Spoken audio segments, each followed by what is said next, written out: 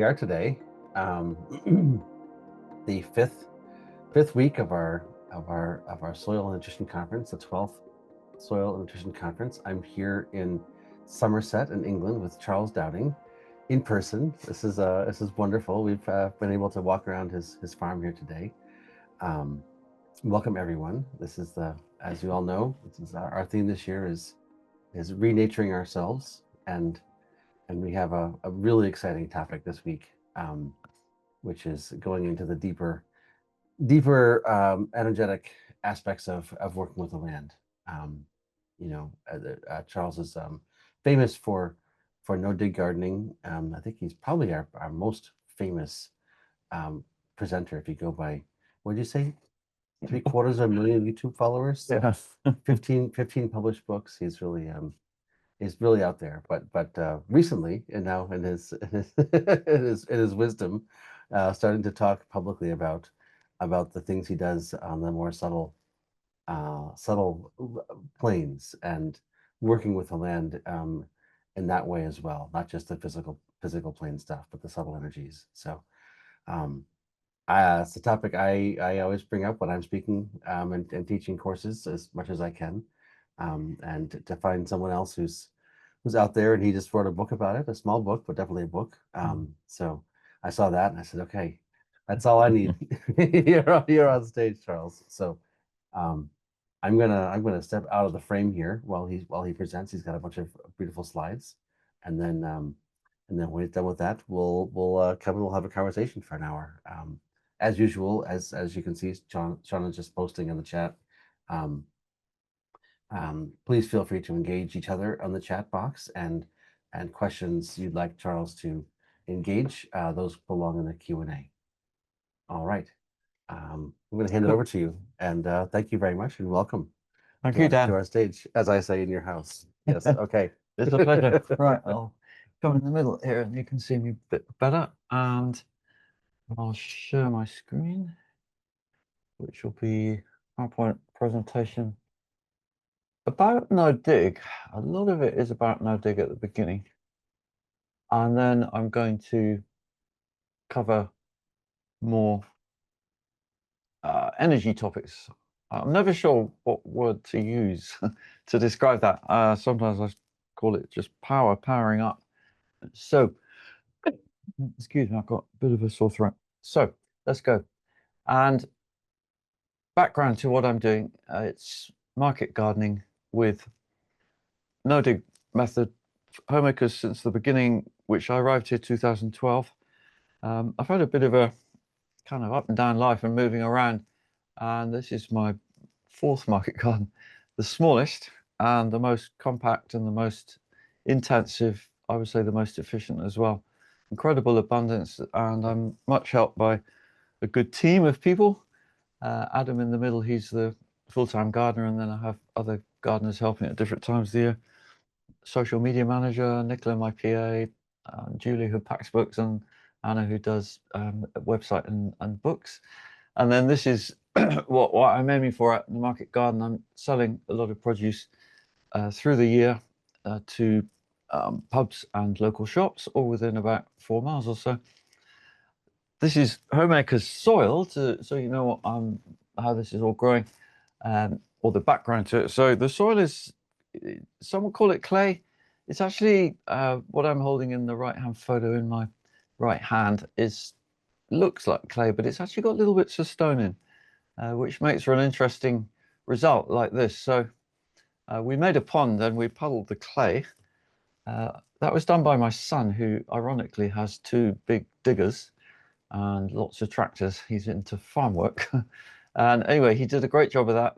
The pond filled up and then it emptied out slowly. And it turns out the clay is something called mud rock, which has little bits of grit in, and that lets water through, which is bad for the pond, but actually brilliant for farming, because it means in really wet weather, the water can drain through. So here we have a 400 times representation of what's going on in the soil in the meadow, which is where I start, and then a couple of years later, a no-dig bed. And it needs some interpretation. Some of you will know this more than me, but as I understand it, what we're seeing on the left is a nice soil, but it's not heavily organized or agglomerated or structured. And then on the right, we see this a lot with no dig, the darker blobs and quite a bit of space between, where you can see lots of little yellow specks, which is bacteria.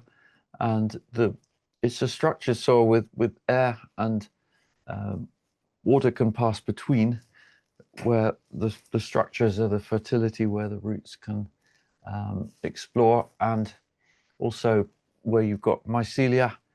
Like, this is something I love to see in damp autumn weather, particularly. Those are Lepiota. And Adam, who works here, is actually very specialized in mycology, and he reckons that these were, until recently, considered not mycorrhizal working. Opinions are changing on that. In the world of mycology, it seems it's a very varied landscape, and no one's quite sure what happens some of the time, and then different opinions come up. Anyway, so that for me is a good sign, mycorrhizal happening. And I interfere as little as possible in the soil.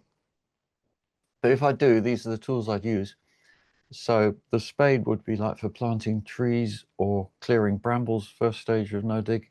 If there's woody plants need removing, the stems off, not the whole digging. Copper trowel I use a lot. That half moon edger in the middle I'll show you in a minute, and the swivel hoe. And then I make my own dibber. We use that a lot for making transplants.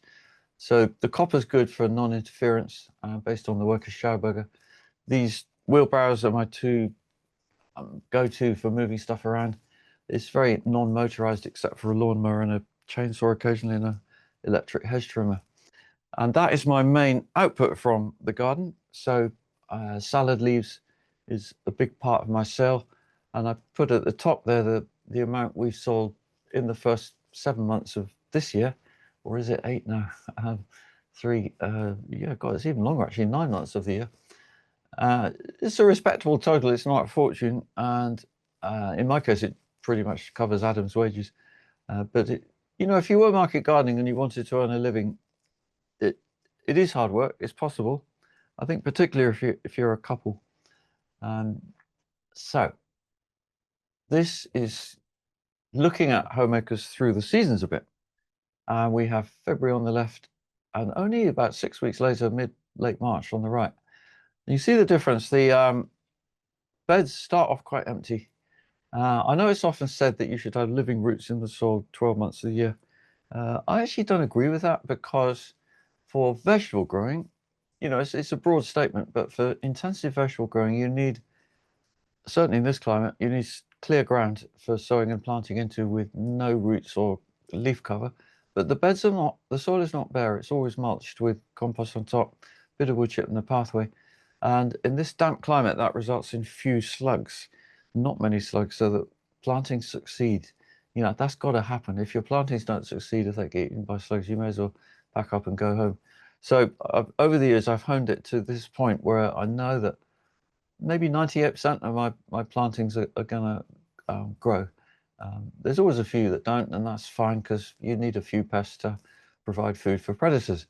And so there's all that balance all the time. But you can see by late March, we've got as much as half the garden already planted up, and I'm using covers, fleece in this case, for warmth to enable them to grow. My climate is zone 8, officially.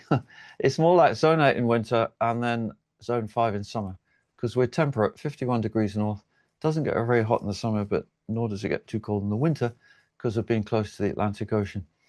And then there is the garden in summer, and then going to autumn. That photo on the right is just a few days ago, and it's always full, basically. The beds, as soon as a bed comes empty in the summer, I replant it. So we're very, very busy in the summer months, particularly July, August are the 2 busiest months, because we're harvesting as well as replanting. And then through the late autumn, early winter, that's my favorite time to cover the soil again with the annual mulch of around 1 inch, 2.5 centimeters roughly, of compost. And that's, in this case, that's some homemade compost that's about a year old. And I'm putting it after carrots. And you can also notice either side of the bed, I'm spreading the compost on. The brassica plants, like broccoli on the right, kale on the left. They're clear of the ground. And so I take lower leaves off brassicas before they go yellow with the fall on the ground and harbour slugs. And that we also spread compost at that time of year in the autumn under brassicas, or if it's a clear bed, then obviously that's easier. And that's a pretty typical dressing of compost in November after beetroot and chicories had finished. And you can see it's quite lumpy. I don't sieve it. I'm always looking for the least work option. You know, for this to work, you can't afford to do unnecessary jobs. And I would say sieving compost is not necessary, because if you get it on before winter, it softens. You can flick bits of wood off into the pathway as bed prep in the spring, which actually you see there. And then the beauty of compost is, you know, it's not like fertilizer, so the nutrients are not water soluble and they stay there. You know, we get a lot of rain in the winter, sometimes 20 inches, 500 mil, and that washes through. But if the nutrients washed out at this stage, it would be not working. And yet clearly it does work because my garden's so abundant. And that's the one application of compost late autumn. I'm not putting any more on in the summer. And then planting is very small transplants, which I find take better. So that also frees up propagation space. No more than 4 weeks old, often 3, sometimes even 2-week-old transplants. The fleece cover helps them to get going. I'm using my wooden dibber to both draw lines for the spacing regularity, make holes, water them in, cover where appropriate. And then we've got the season well underway, and that means first harvest finish early enough that we can do second plantings. So almost every bed has a second planting during the summer. And then to give you a bit of background into no dig, how I started, this is way back now, 83, and I got inspired by well, becoming vegetarian first, actually, when I was at university. That led me to study food, nutrition, and that led me to organic, which led me to soil, and led me to study organic market gardening, not go to college, but just do it by looking at market gardens in 1982. And what I saw was mostly weeds, and it really depressed me. And I thought, I do not want to be like that and be fighting weeds all the time. And they were doing that often with a rotavator. So I thought, right, I'm going to mulch heavily. And that worked. I didn't have too many weeds, but I also had a lot of slugs and lost a lot of plants. So I moved towards that kind of approach where I was still using straw in the pathway, partly because my brother kept giving it to me. This was in the 80s. You know, there was massive surplus of straw because wheat was still growing on quite long stems, and now the breeders have worked out they can shorten the straw. And there's actually a shortage of straw in the UK at the moment, and that's why some cow farmers are bedding their cows on wood chip. So it's amazing how things have changed in those decades. But here there was surplus. I put the straw in the pathways in about May so that we get plantings going. I was using less compost than now, but I was doing a big market garden. It was 7.5 acres, about 3 hectares of vegetables, and just about scraping through, earning a living. And then actually my father died, left me a bit of money, and that enabled me to buy a small property in France. It was 40 acres, about 13, 14 hectares. Cost £40,000 in 1991. And I was doing mixed farming there, self-sufficiency, as well as selling vegetables in a market stall. It's a lot easier in France. That kind of thing is part of the system, really. And I got married over there, and we had children, and that's my kids. And the one on the left got into videos, and that helped me start my YouTube channel. And then Rosalie in the middle helps me with business now. And Jack is the one who's into diggers. And then at Lower Farm, where we moved to after coming back from France, this was it's actually a house I inherited from my father, so I've been very fortunate in that sense. It's given me space to try things a lot, and it was where I first hit on the idea of using cardboard. You can see it's sloping ground, about an acre of no dig market garden there, and I've been wondering, how can I stop the weeds growing through my initial application of mulch if there's a lot of vigorous weeds? And the cardboard only lasts for about 8 or 10 weeks, but it's enough time and opaque enough that the weeds at least are massively weakened. And then the other thing I realized there was that it's often said that if you make beds, say, cropping sloping ground, you should follow the contour. And with no dig, you don't need to. And it actually sometimes works better, I reckon, to allow the water to run away down the pathways, not to build up in a kind of dam that would then wash away your beds as well. No dig is really good from this point of view. And I had a message from a German follower, actually, in 2021. They'd had big floods in northwest Germany. And she said her no dig garden was the only one that hadn't washed away. So, you know, I'm learning things from my followers as well all the time, and it's building up this amazing picture of what you can do with no dig. This was starting out in Homemakers 2012, where my first job was to get those trees cut down. They've been planted as a windbreak for good reason. It is quite windy here, but they're just too tall and dark and with too many roots in the ground. And it was old meadow with a lot of weeds there, buttercup dandelion, couch grass, bindweed. And I'm using a heavy mulch approach at the beginning. So with no dig, if you build your fertility in that first few months, I feel it's worth it. This heavy application of compost. Some people say, well, I couldn't do no dig because I can't get enough compost. And it's a fair comment, you know, but you don't have to start like this. I just find that it's the most worthwhile way to go, because this is like an investment in soil right at the beginning that lasts for many years after that. It gives you very fast entry point. You've got immediate high fertility. Smothering weed effect is easier too. Some weeds grow through. Like in that bed right in the foreground, I had no cardboard, and that's because I'd actually run out at that point. I was making a lot of beds in a very short space of time.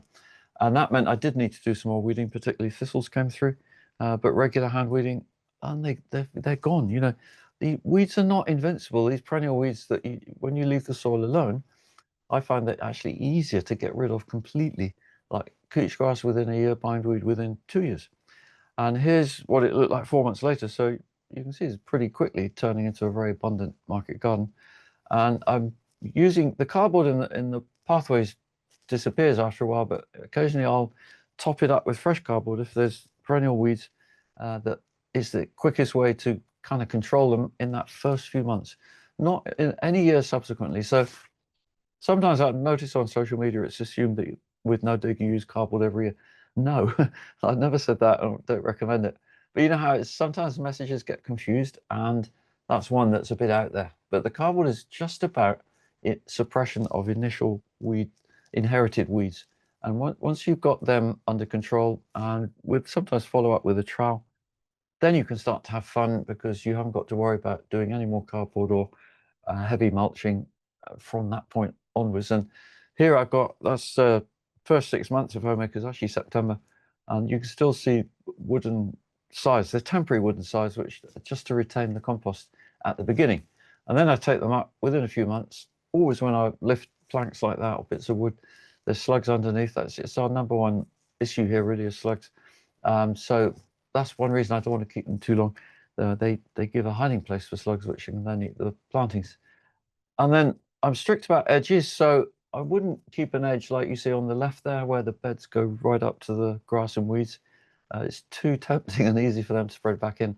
So I'll always have a pathway between my beds and the weedy edge, whatever it might be, and I keep the weedy edge short by mowing. That reduces the vigor of those grass and weeds. And I use that 1/2 inch edger, as you can see there, to first cut and then lift the whatever has been cut. Sometimes you can do it with cardboard as well, so that's a neat way to make an edge. And it does make me smile, actually. I love it how I could put a photo like you see on the right there on Instagram maybe, and you know, I'm thinking, wow, these are great vegetables, you know, people are going to love this, and half the comments are about the edge. It's like, oh, okay. Yeah, it catches the eye and it gives a good feeling, and it's a nice feeling for the gardener and the farmer. You know, you need to feel in control of what you're doing.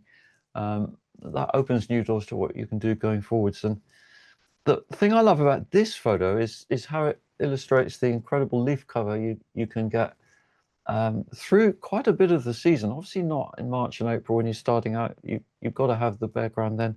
Partly because there'll be slug habitat, there'll be some weeds, otherwise that kind of thing. But as we go forwards, the plants, vegetables grow strongly. I favour narrow paths, so that's 16-inch, 40-centimetre pathways, beds of 1.2 metre, 4 feet.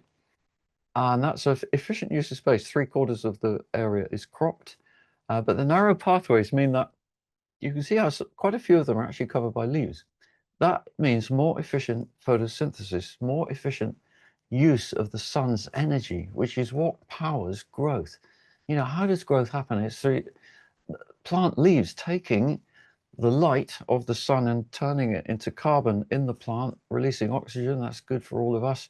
And the carbon goes down to the roots, where the mycelial network and the bacterial network can eat the carbon exudates, the sugars, sometimes they're called, all based on carbon. So it's all about carbon. Carbon is so vital.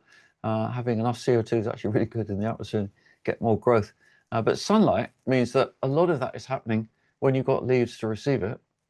So not in the winter, like, you know, that's unless you're lower latitude, but 51 degrees here, we don't see the sun much in winter. But during the growing season, we're getting energy into the ground, and you know, that's energy in every sense. Food, sun energy is what powers everything. And in this sense, I sometimes think of vegetables as cover crops. You know, that term cover crops, why does it just have to be thought to be non-edible stuff you bung in if you've got a bit of bare ground? You know, for me, this is the way I want to farm, keeping the ground covered as much as possible with food. Then starting out, this is the most challenging part, and it's just a quick bit about also using plastic. I was lucky enough to be able to buy that field 4.5 years ago, and it's just under an acre, about 3,500 square meters. There was so much convolvulus bindweed there. I thought, right, I've got to use some plastic, and we got rid of the plastic now. Sorry, both. No more plastic. It's a temporary thing, and no more bindweed either. So it's for me, it's just the biggest time saver, but it's an investment of time and effort at the beginning. So this is like starting out phase, where in that grass that Adam's mowing, there's also a lot of perennial weeds, buttercup, dandelion, bindweed, and so on. So first step, put some compost on that I buy. At this point, it's very difficult to have enough homemade compost. I can make about 60% of what I use. So I'll buy some, that's called green waste. It's the cheapest compost you can get. Not high quality, but it's good enough for this. It's carbon, it's food for the microbes in the soil, and it has a smothering effect on weeds. And then I put some mushroom compost on top. That's a higher quality compost. So we got about 7 centimeters there, maybe 3 inches. And then I put plastic on top of that because there's not enough compost to really smother the weeds. There's no cardboard underneath, but the plastic is quick, and it's a reusable sheet. And you can see what happened where I lifted it to see what's going on. And if I hadn't got the plastic on, there'd be just incredible regrowth of those existing weeds. So that's what I'm looking to avoid. And then we plant through the plastic. So say put the plastic on by early March, the weeds are starting to die underneath, and we planted these squash, the winter squash, and look at that growth. This was last year, 2024, when we had a cold spring. On June the 9th last year, I came out of I was worried about a late frost. Normally our last frost date is mid-May. Came out on the 9th of June, and there was ice on my car, and I feared the worst. These were all in the ground. And luckily, cars' metal freezes before plants, as I now realize. They were okay. Just the plastic warms the ground a bit, and the result is a beautiful harvest, actually. And the plastic's still there. So we're feeding the soil with compost, we're mulching the weeds with plastic, and we're getting a harvest all in the same first few months. And then that was just to show the difference in September weather on those 2 years. And this year's been warmer again. It's very fluctuating at the moment, the weather. And then roll out the plastic. You can use it again if you want. And there, Taryn, who worked here last year, she's measuring out to make the beds, but 40 centimeter paths, 1.2 meter beds. And in this case, I got her to scrape out a bit more of all the surface compost and a bit of the soil below, even just to make the beds a bit higher. I find sometimes that can be a bonus, particularly if we're using a lot of wood chip in the pathway. I try not to use too much, but sometimes it spills over onto the bed. Here's another example of using plastic and growing potatoes instead of squash. So Adam's planting seed potatoes, which I say myself, I don't buy generally seed potatoes, and just keep the, at New Year, we tip them out and select the ones to sprout. And he's just making a little hole with a trowel, planting the potato. And two things you can see there. Well, the main one is convolvulus or bindweed. I've lifted the plastic on the left, and look what's happening underneath. A huge regrowth or attempted regrowth of the weeds, but all they're meeting is darkness. So what that's doing is taking energy out of the deeper root below, because they're doing all that growth, but with no return from sunlight. And also I needed to remove the bindweed coming out of the planting holes. And we got a nice harvest of potatoes, roll back the plastic, again, remove those creeping roots, and planted leeks, which needed a big follow-up of removing the bindweed, again, to tire it out and keep it under control and reduce it to nothing within 2 years.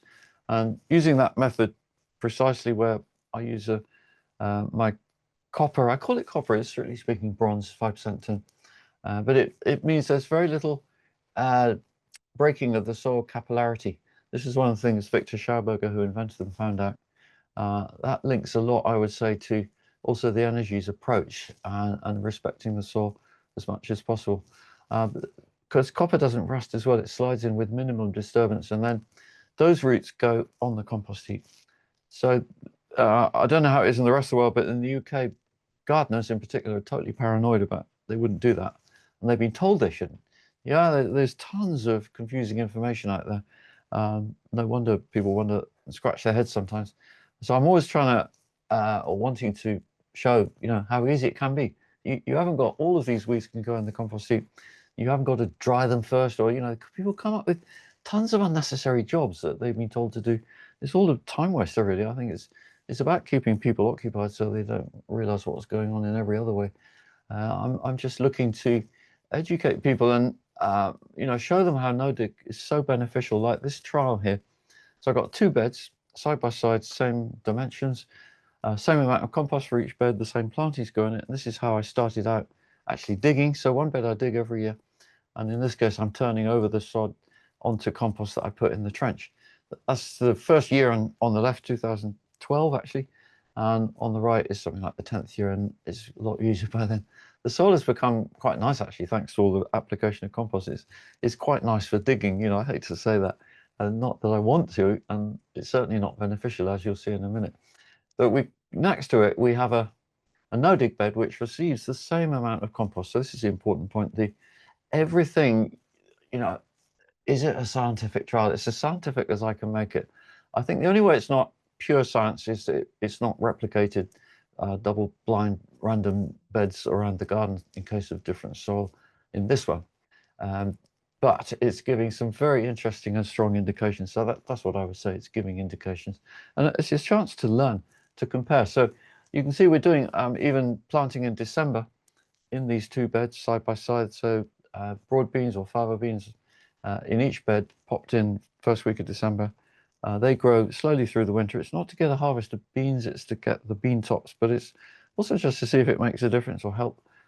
There actually are some roots in the soil, but it's quite an expensive way of doing it.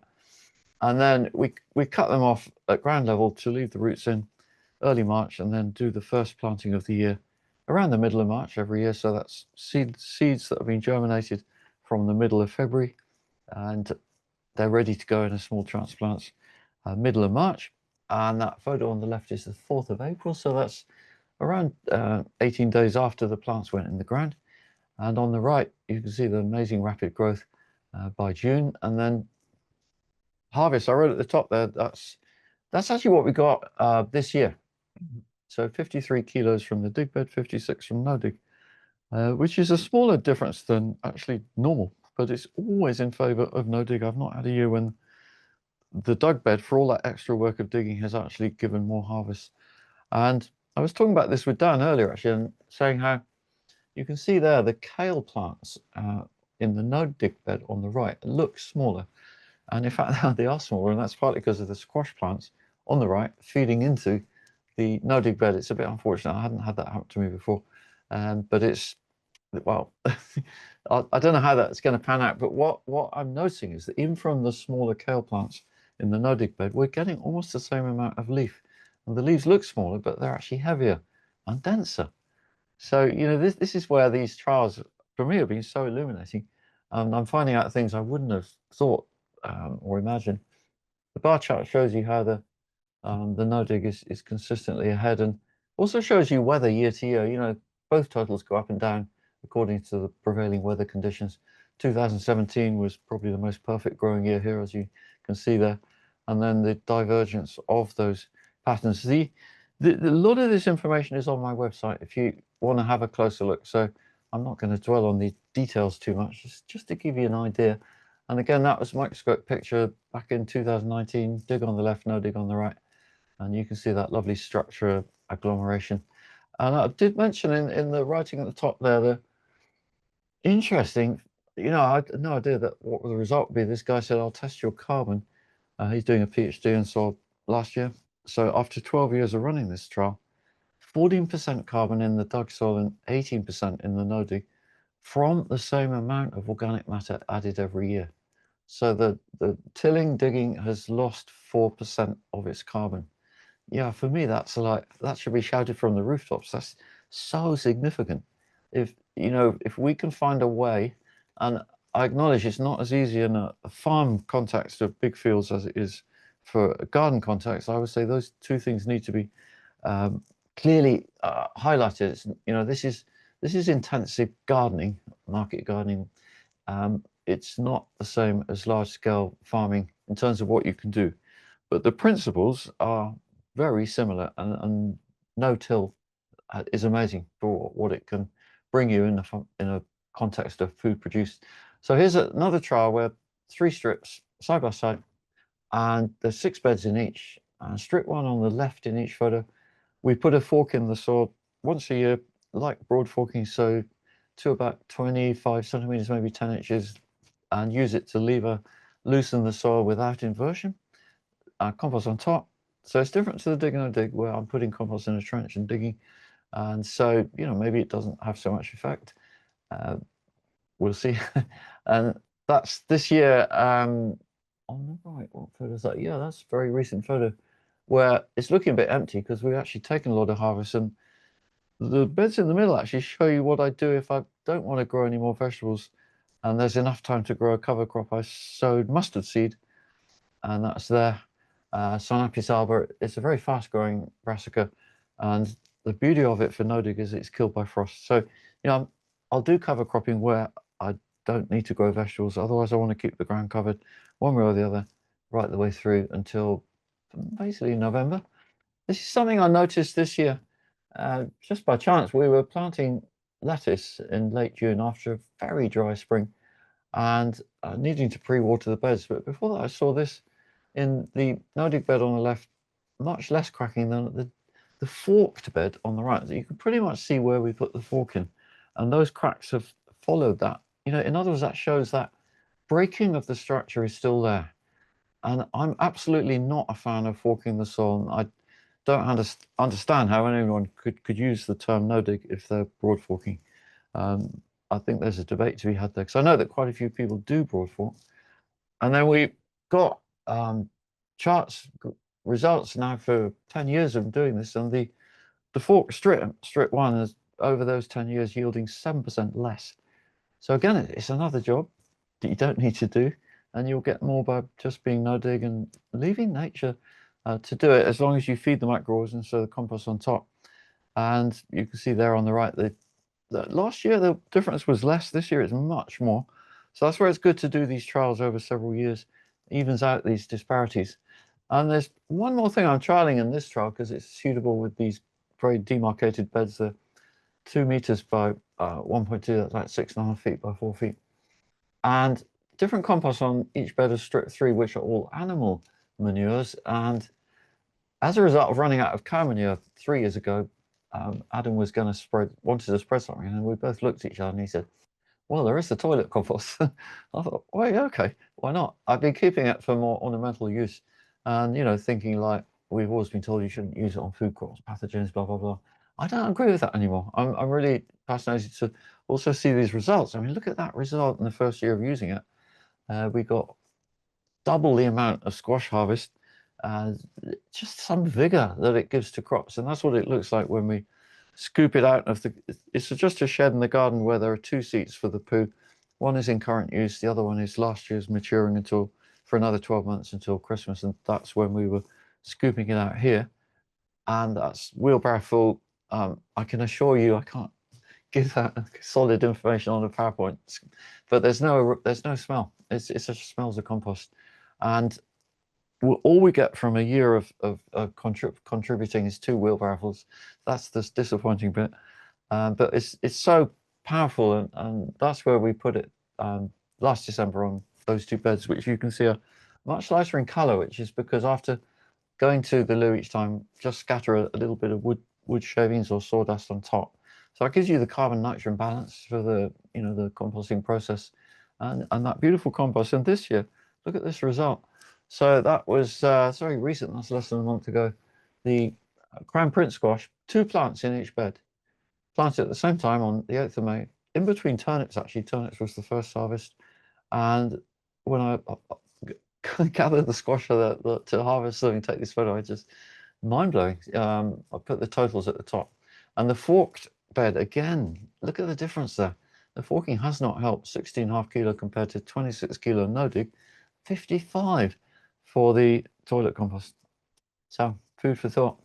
And then this is to give you indication of how much compost I'm using in a year, which works out about 40 tons an acre, 100 tons a hectare. And I was saying this to a presentation to a group of farmers a while back, and at lunchtime after my show, he said, "Oh, well, I like your show." He said, "But you know, you can be put in jail for what you do." I sort of gave him a funny look. What the hell are you talking about? And it's the law here that, but the law is for slurry, fresh cow dung, because it leaches nitrates. You're not allowed to use more than 10 tons an acre. And not close to watercourses. I'm not close to watercourse, but even so, it's to me that illustrated the gulf of misunderstanding between what is compost. You know, for me, it's decomposed. Whether it's the manures I list there, all of that is potentially compost you can use. And making compost. So there's the mix of green and brown, and I'm sometimes for my brown I'm using old wood chip. So it's a challenge in gardening that you want to have. You've got to have a stock of enough brown material in composting terms to go with all the summer greens. So I get wood chip, a year old preferably, and then we screen it or sieve it a bit, and that's one of the browns. Cardboard paper, anything from wood, but 3/4 of it is green. And then I'm using different apparatus to make the heaps, and this is partly because a lot of my audience are small gardeners, so you know, I want to reach them. I want to help people who've never done anything like this to start out and demystify it and show how easy it can be actually. You know, I don't mean easy in terms of no work, but you know, it's actually not difficult really. Just once you understand the principles. Very nice saying linked to that. It's not what you know, it's what you understand. And I find that with making compost, if I can just get that information that people understand, and one of the comments I love when they make it is, "Oh, that makes sense," because that shows they got it. So here we got pallets. You know, this is another bit of the classic misinformation. It's often said you should have slatted sides to a compost heap to let the air in, and well, actually, that's the opposite of what you want. You don't want your compost cooling down and drying out. So I line the inside with cardboard, and that gives much better decomposition. And with a 3-pallet system, which costs precisely nothing in raw materials, no money, but it's again time obviously, but it's not complicated DIY. 4 pallets, we knock the bottoms off actually, and I put them in my log burner, and then I've got a magnet to pull out the nails, and that means you can get closer to it. They're lighter to move around, and just 2 wires on each corner. 4 pallets, 8 pieces of wire. That's your heap. And I find you make better compost if you can enclose it.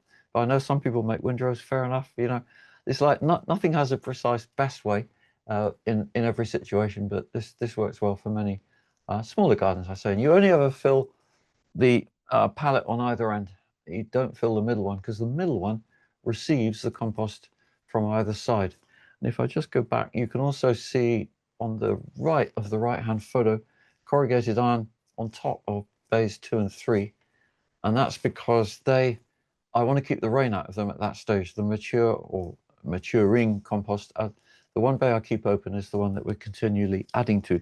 So those 2 bits of corrugated iron move from one end to the other basically, but they're always over the middle bay until we actually need to use it. And then swing open the door, undo 2 wires, the pallet becomes a door.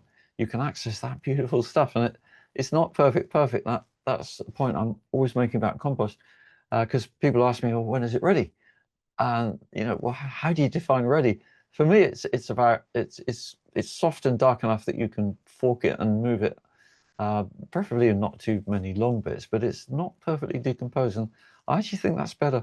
The decomposition hasn't quite finished. It can finish in situ on the soil with no dig. That's totally perfect. Actually, it's a living mulch, you could say. It finishes breaking down on the ground, and the little bits of wood in there, you get fantastic fungal networks in the soil. As a result of that, the soil sometimes smells like forest floor. I'm making bigger scale heaps as well. These are more for the half-acre sort of market garden, and homemakers is 3/4 acre or 6,500, 7,000 square meters altogether. So we've got quite a lot of hedges and weedy areas that we mow and cut, and that all provides great material for the compost heaps. There you can see the nice layering effect of where we add different, keep it level all the time, and within a month, you know, that bottom layer is not much more than a month old. The brown bits I'd like to put in smaller, so I'm using either a shredder or a chipper. Actually, I've got a chipper now, and so that we can use more wood in the composting process. A lawnmower is also useful for this, and everything goes on. So perennial weeds, that's the couch grass, for example. Disease leaves like mildew. You know, diseases are very specific to certain plants at certain times of year. They're not random occurrences that race around the garden affecting everything.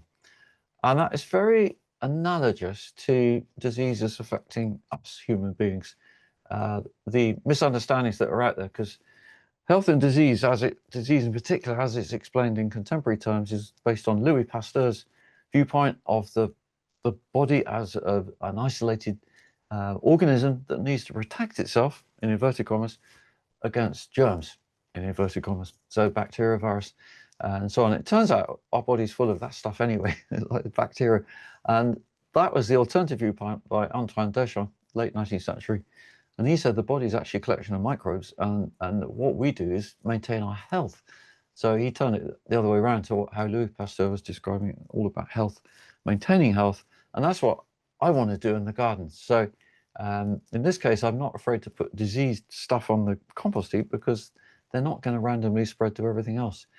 We turn the compost once. I find you don't have to, but I find one turn makes a great difference. And I can usually find someone to do it. People love this job because it's so interesting, and a bit of archaeology, you could say, over the last 2 months. And you also find the garden trowel you lobbed in there and so on. So turning has a lot to say for it, but literally once, and then you end up with a nice compost that over a period of time will start to attract worms. They come in once the heat has gone down, or if you don't get heat, they can be in from the beginning. I'll say that in a minute, you'll see.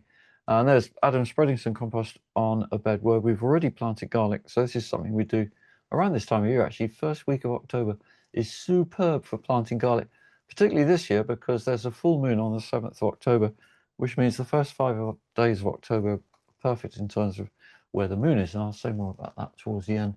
And you can see how fast the mustard that we sow, mustard in the compost that we just spread. So garlic underneath there, and that's going to start growing under the compost and under the mustard. So the mustard then grows pretty fast, as you can see, by November. And then usually here we get enough frost, like -3, -4, mid-20s Fahrenheit in December to kill the mustard. That's what it goes like. You get a straw, the stem's dying on the surface. I never touch it. You just leave it. And then what I notice is it all disappears through the spring as earthworms come up and take it into their burrows. So they like that as a food. So it's fulfilling many purposes. And one of the main ones, I would say, just looking at it there on the right, the thick sward of green mustard leaves, that's pulling in carbon. They're photosynthesizing, so it's adding carbon to the ground. And once it dies, you can then see the garlic was growing after all underneath. And we get quite a few weeds. I mean, a few, very few, because the smothering effect of the mustard. And it depends a bit what weed seeds you have in the compost. This is nice compost to use if you're worried about weed seeds. Also chemical contaminants, if you were. You know, wood chip is very clean raw material, and if you leave it long enough, it will turn to compost. I'm totally not afraid to use conifer. That's another thing people have been misled about. You know, you can't acidify soil by adding coniferous material. Pine needles, someone did a study. It was University of New Hampshire, actually, I think, and adding pine needles for a long time, or it was reported by them in the 2019 study. And yeah, they found that the pH stayed the same, basically, you know, so don't worry about that one. But you get, with the conifer green leaves, you can get a composting effect more quickly. That was the heap in the middle there on the left-hand photo. It went up to 55 degrees and stayed there for about 6 weeks. And the heap on the right is what's called ramial, which is where you shred wood more thinly, preferably green wood. And that means, likewise, it's quicker to break down. So wood chip comes in so many forms, and it's a bit of a misleading term because it's only one word to describe lots of different things, rather like compost, actually. You know, compost is anything decomposed or even half decomposed, and that's a very, very broad range of possibilities. One thing we do with the wood chip is to put it through like 12mm half-inch sieve, and that takes out the big bits which fall down the front. This is a very easy way of doing it, a throw through sieve. And with a subsequent sieving through a slightly smaller sieve, we can get this beautiful material, which I thought, well, we could use that in potting mix. And the other thing I'm putting in the potting mix is pure worm cast. So that's, I actually have a wormery for that, but I don't need to, I've now realized, because if we can get good at our compost making, we, after about 8-9 months, we get worm casts basically. But this is partly also for tuition purposes, because I'm doing so much teaching. It's nice to show people an in-ground or on-ground wormery, because it's less work than if you've got them in boxes. You haven't got to move it around in hot and cold conditions. And basically, you feed them with I feed them either use somewhat half decomposed compost, or in this case, that was, if you do juicing, the solids from a juicer are just brilliant for these little red worms, because they got little mouths and they devour them pretty fast. Then when they've got through all that, you see them near the surface, that means it's time to apply more goodies. And through the year doing that, we end up with quite a decent pile of worm casts underneath the top layer, which is where the worms live most of the time. Scrape that off on a mild day in winter, and then put it on one side. You've got next year's wormery. And the compost that comes out, we actually do screen it down to about 10 mil, just under ½ an inch. And that is superb for potting mix. That's the reason I'm doing this wormery, is quite a bit of extra work compared to normal composting. But to make a top quality potting mix, that's such a benefit for everything else in the garden and everything you do to get strong plants. About 90% of what I grow is from transplants. And this is Adam actually using the sieve again to sieve one of the compost heaps where we noticed it had broken down beautifully. That was a heap made last winter, and this photo was early September, so it's about 9 months. And we put it in a sack there, you can see in the front, and that we'll keep and use later.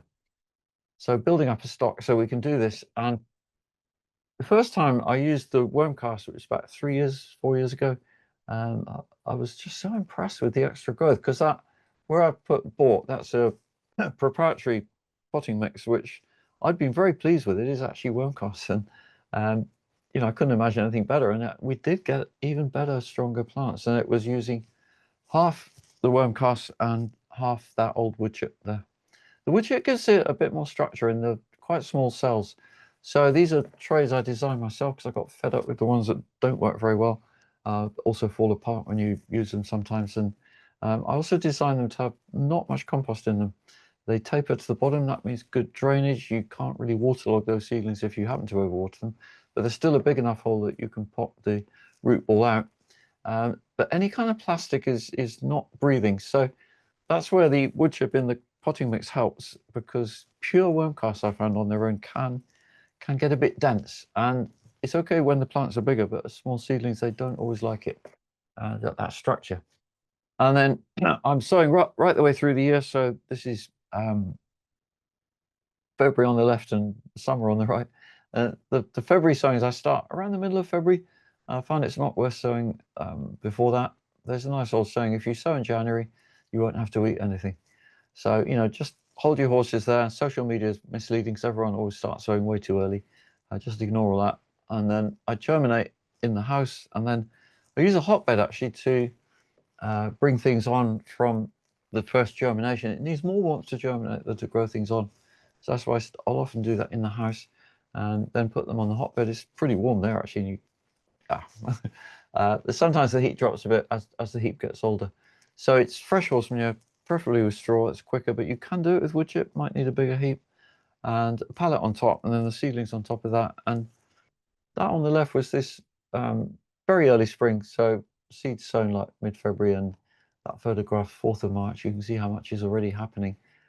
All of those went in the ground before the end of March, or even the middle of March, and grew away beautifully. And then that vacates space on the hotbed for more warmth-loving plants, which arrive later in the hotbed's life. So hotbed, I keep going by topping it up with fresh horse manure through April and into early May even, for those warmth-loving plants. And then we empty out the hotbed actually to put it outside, and that will become horse manure for next year in the polytunnel. And that means the greenhouse, the rest of the year I'm using propagation just ambient temperature, which is plenty warm enough. One of my favorite sowings in August is spinach. We've got fantastic spinach at the moment, late September, from sowing between the 2nd and 15th of August. And that means you get a strong growth of spinach in the autumn. Plants that survive the winter, even in really cold, I've heard from the States, they're down to or down to 15 Fahrenheit for sure, or even 5, some people have said.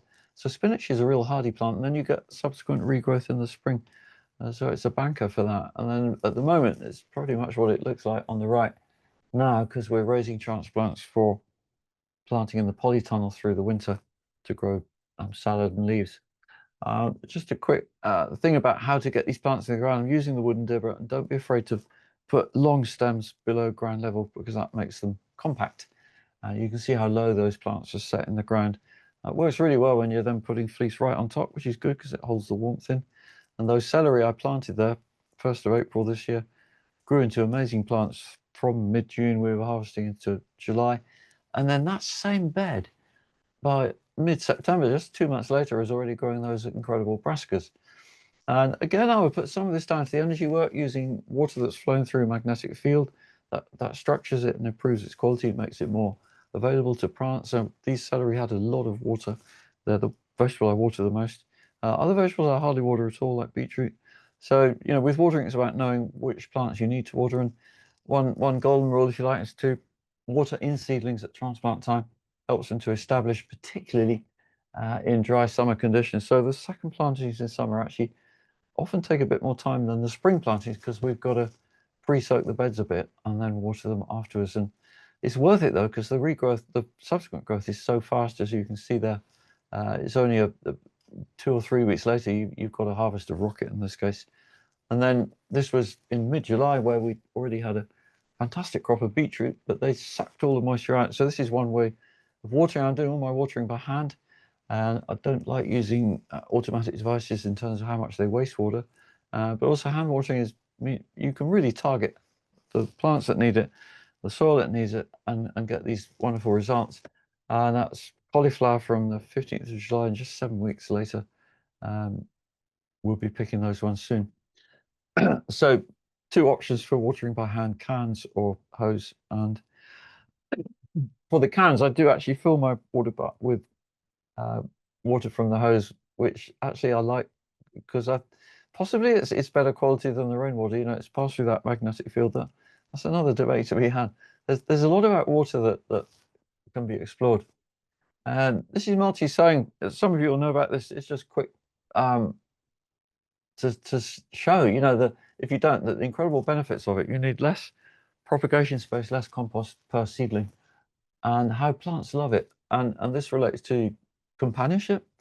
People talk about companion planting, and that this is one effect. This is one kind of companion planting. Seedlings going in the ground with their mates. Their companions, like little kids all being together, and you see how they just push apart as they grow.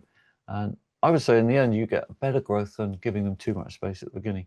I did a trial on that in 1983, actually. I haven't got any pictures of it, but I really proved the point to myself even then. And so I've been following that for a long time. And then multi-sown onions, turnips, you end up with a lot of medium-sized roots, which I would say most of us want, rather than a few monster ones. And interplanting is another fantastic possibility. This links to no dig, because you've got no ground preparation needed. You've got very low weed pressure, not many weeds. We hardly do weeding. I haven't really mentioned weeding because we don't do it much. Once you got rid of the weeds in year 1, that's the hard one. The existing perennial weeds particularly, they're not disturbing the soil, very little weed growth, and it means you haven't got to fret about weeds doing something like this, which could otherwise be tricky. And just harvesting enough carrots to slot in a Brussels sprout plant in the middle of June, sown in early May. And we're still harvesting carrots then through late June, July, as you can see on the right. And the Brussels grow, they keep the same cover over both, that helps both of them. And then take the cover off late July, and lo and behold, by November, you've got that photo's late November, fantastic harvest of Brussels. And this also illustrates the fallacy of the old saying about heavy feeders and light feeders, which doesn't apply when you stop using fertilizers. So much of this jargon, I would call it, it's old-fashioned speak for a different context situation, which doesn't apply when you change the parameters. So going no dig and using organic matter mulches and no fertilizer or feed. I don't use any of either of those. I don't feed my tomatoes, for example, undercover. I'm relying on the fertility enabled by biology in the soil, which can go find the nutrients that in many cases are there already. I know this very much mirrors the work of Elaine Ingham. It's not radical or new in that sense, you know, it's been said before, but these are just nice illustrations of it. And the one application of compost in this case was in December. Rain has washed through, blah, blah, blah. And it's often said you shouldn't put compost on or manure before carrots. It get all leaf and no root. You know, again, that's misunderstanding what compost is. It's not fresh manure, you know, which would have that effect. And so I feel we need to question more a lot of these sayings. And because I get a lot of people sort of throwing them at me and I have to explain, you know, well, it's not like that because the biology in the soil is enabling this incredible level of growth. And here we're interplanting spring onions between beetroot. So a double planting at the same time, and then you harvest the onions first because they come really quite quickly, then the beetroot grow on. So this is about efficient use of space, which is so necessary because, you know, in a context of minimal returns, basically, everything you can do like this is adding to the net total of food produced and how much food you get per square meter. Like spinach under the tomatoes that you can see there, that's in August. And I do this every year. I'm outside and already I've harvested some beautiful spinach, half a kilo actually, but over a pound from about 25 plants that are underneath tomatoes that are still cropping.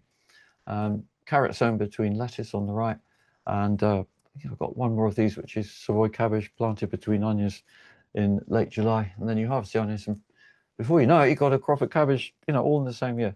So interplanting has many possibilities, and it's a subject of my new book actually. It's called Growing Together, coming out next March. And in that book, I also mention this. I mentioned this one in a lot of books actually, because this is another example of what's seen as a golden rule that when you change the parameter and go no dig, your soil is much healthier, long-term fertility, and you don't need to worry so much about rotation. And in the UK, at least, gardeners in particular have always been told 4-year rotation. So I question, well, 4, you know, where does that come from? Turns out it's from 1733, the Earl of Townsend, adding a year of rotation to the medieval 3-year rotation. You know, how relevant is that nowadays? So I've set up a trial, and that's the 11th year of potatoes in the same ground, 9th year of lettuce, same ground, 13th year of tomatoes, same ground in the greenhouse. They're all doing really well. No build-up of disease or problems, and the fertility. You know, from standard application of compost, no more than I'm using elsewhere. It just works really well, is all I can say.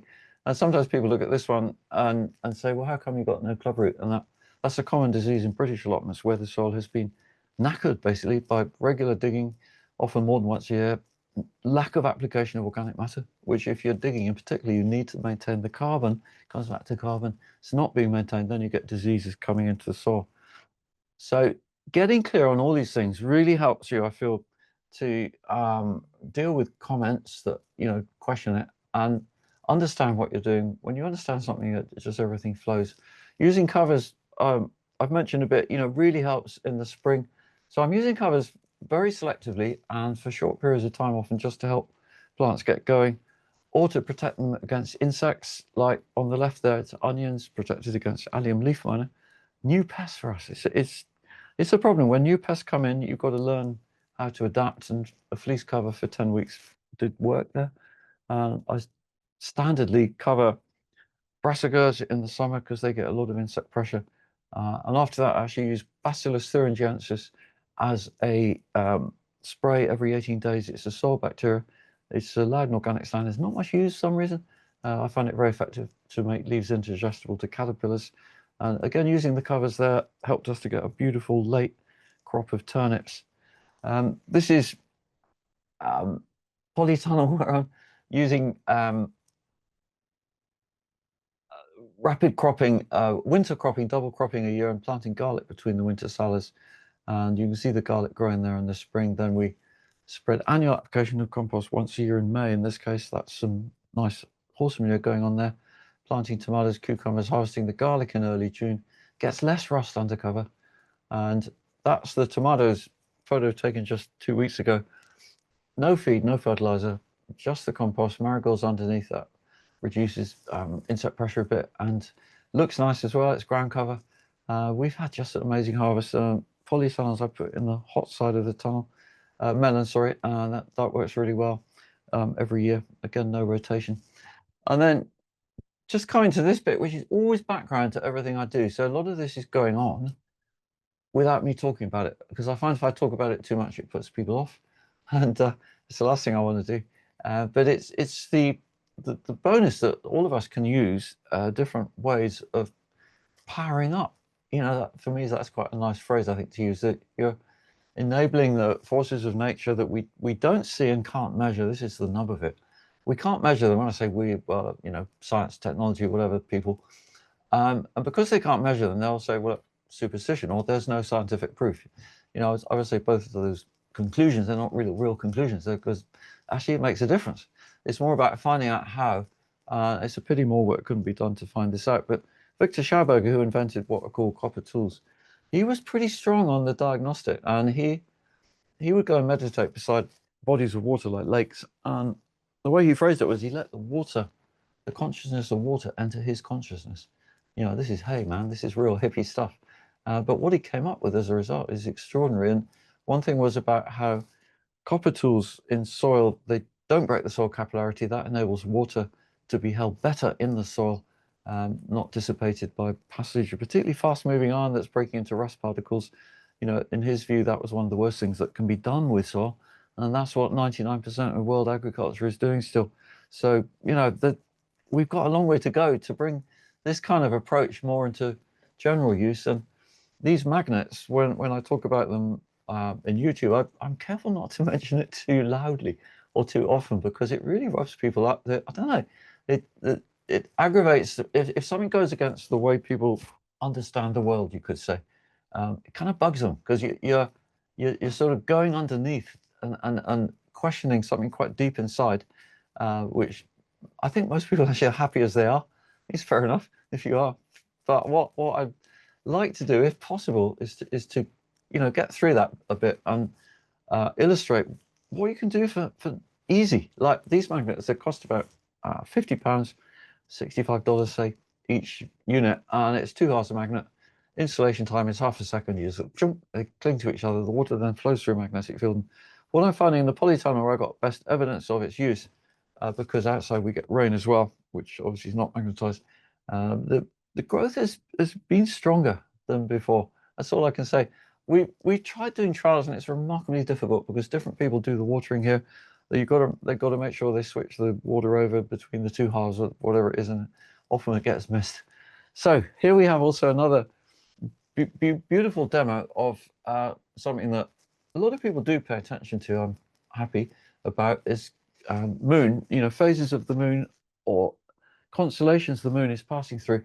That's more the biodynamic approach, but often if I say, you know, I follow the moon in when I sow the seeds, and people say, oh, you practice biodynamics. And actually, that's not a true statement, because what Rudolf Steiner did with what became biodynamics later, he incorporated a lot of old wisdom, and this sort of thing was going on already, and it's become a bit of a thing now in biodynamics, which is great.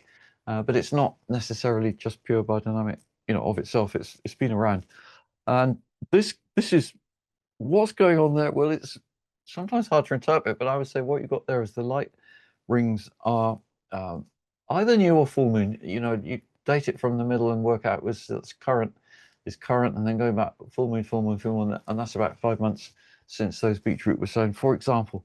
But do your own studies. You know, it's fascinating to because if you keep a record of sowing date, and the thing that I find most beneficial, if I can manage it, is sowing in the period before full moon, and that was Colisco. Did I put their name on this one? Sorry, I'm just checking. No, I can't seem to go back. Hang on a minute. Yeah, Lily and Eugen Colisco. If you look them up, you'll find quite a body of evidence. They did 10 years of trials in laboratory, sowing seeds in pots at different phases of the moon. This was just about new moon going to full moon and back again, waxing and waning forces. So nothing about the constellations, in fact, at that point. It was suggested by Rudolf Steiner, believe it or not, that they do this shortly before he died. Anyway, 2 days before full moon, you get the strongest growth. That's what they found. So that's illustrating there the Scleric on the left, 2 days before full moon, and on the right, 3 days after full moon. Obviously, there's a 5-day disparity, so it's not everything the same. But in March, when they were sown, that's not rapid difference in growth at that point. And consistently, I find that this makes quite a difference. And like, Celeric's a nice example because they're not easy to get big. And so it's something I pay attention to in March when I'm sowing my Celeriac. And in fact, on the left, we've also done an undersow or intersow of broad beans between them, having spread some compost as well. So just using lots of these lovely techniques together. And this one is based on the work or understanding developed by Phil Callahan, who has to be one of the most brilliant scientists ever. Not well known, sadly, and I was talking to Dan about him. Really worth checking out, but it's not easy to find out what he did, sadly.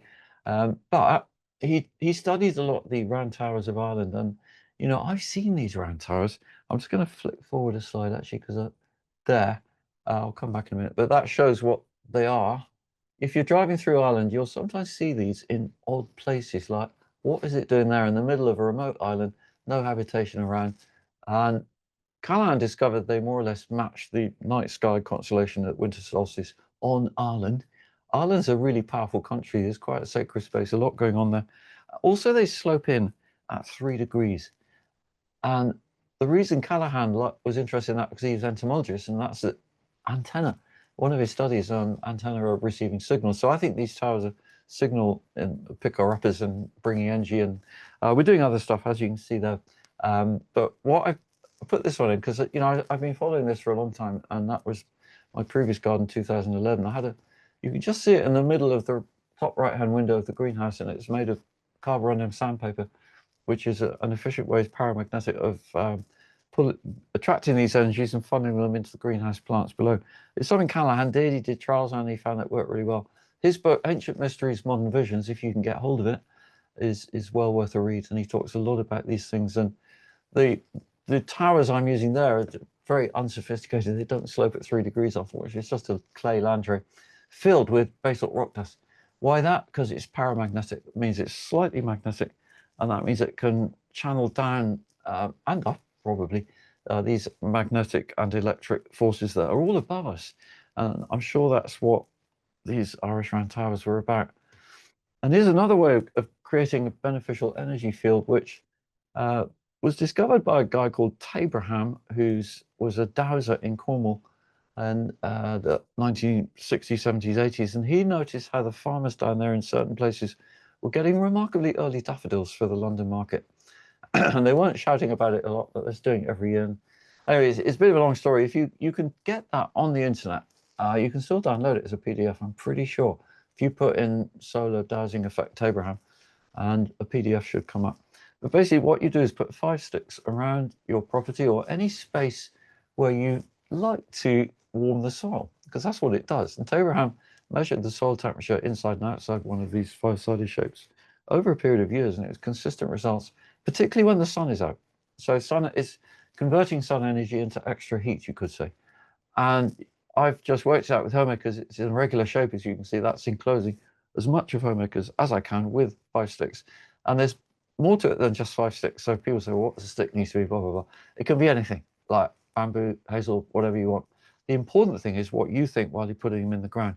It's your energy field that you're creating using the 5 sticks as a kind of medium for encompassing it, you could say. So when you put in each stick, you first of all work out where they're going to go, and then you know roughly where you're heading for. Walking around, I'm thinking things like love, energy, power, fertility, strong growth, everything I want to see in my garden and in the space that's I feel is beneficial. Different people have different words. So you put in stick 1, 2, 3, 4, 5, then you touch stick 1, and that creates the energy field, and you can often feel that as a strong resonance there. I've done it with groups of people, and 1 or 2 people almost faint at that point. Not in a tragic way, but it's like feeling the energy so much. And then I'm looking at other things to counteract the problems we're confronting at the moment, like this stuff they keep putting in the sky. And much as one likes to complain about that, that's complaining about anything doesn't get you anywhere really. It's good to be aware, that's for sure. But then I've gone back to the work of Wilhelm Reich and different people's interpretation of that help. This is orgone generator, one could call it, as a way of reducing the effect. And actually, the first time I put this one out in the garden, there was suddenly a big helicopter flew very low over the garden, and Dan reckons that's like they're picking up these, um, signals that we can't measure, but the military can. And electric culture is, you know, doing similar stuff to all of this, really. That a lot of this stuff, it comes under the same umbrella, you could say. It's about harnessing forces that are already there above us, bringing them more into the soil, getting your soul charged with fantastic magnetic electric energy. And the electric energy, oh, sorry, accent, yeah, that one. This guy, Justin Christopher, again, do look him up if you want to find out more about this. You can, again, download a PDF of what he did in the 1920s and 30s. It's reckoned that he sold 1 million of his devices across Western Europe before the Second World War. And during the Second World War, they nearly all disappeared. So, you know, this stuff has come and it goes, and we've got to rediscover it. I wrote about it in some of my books. Actually, I haven't got the New Energies for Gardening book there in that photo, but that's the one that's got most about this. You can buy it on my website for £7.50. It's not expensive. It's just a small book, but it's just giving lots of ideas. And my other books, you know, just covering everything else I talked about. And yeah, I'll sign off here and stop my share.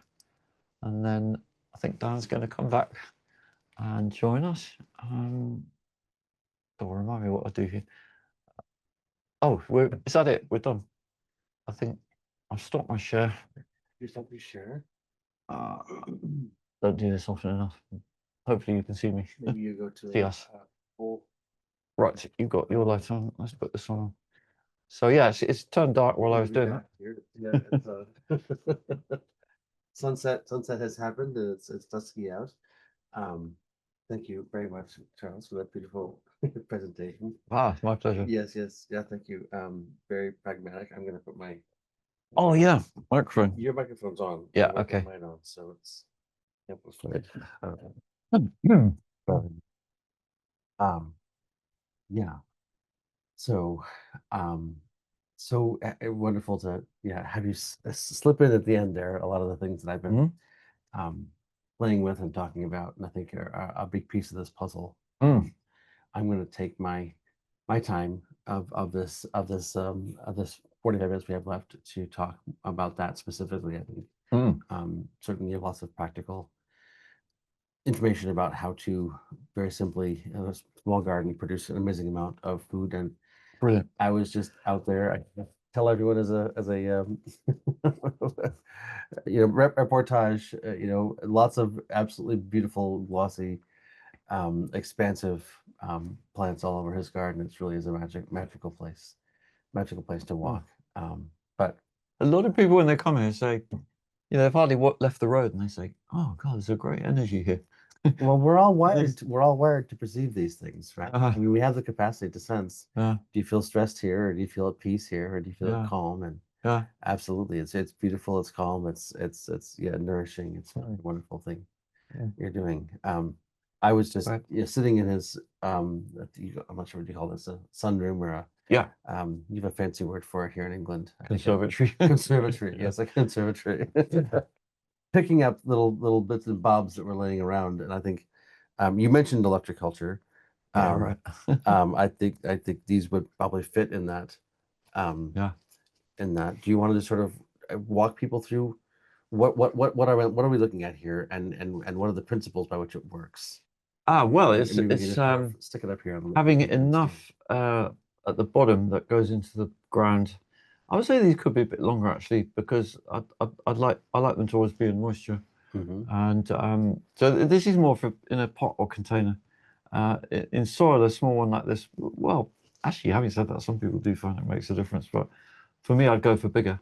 But yeah, and at the top, looking in the northern hemisphere clockwise spiral. So if you look at these things, they're going around. God, they're going around clockwise.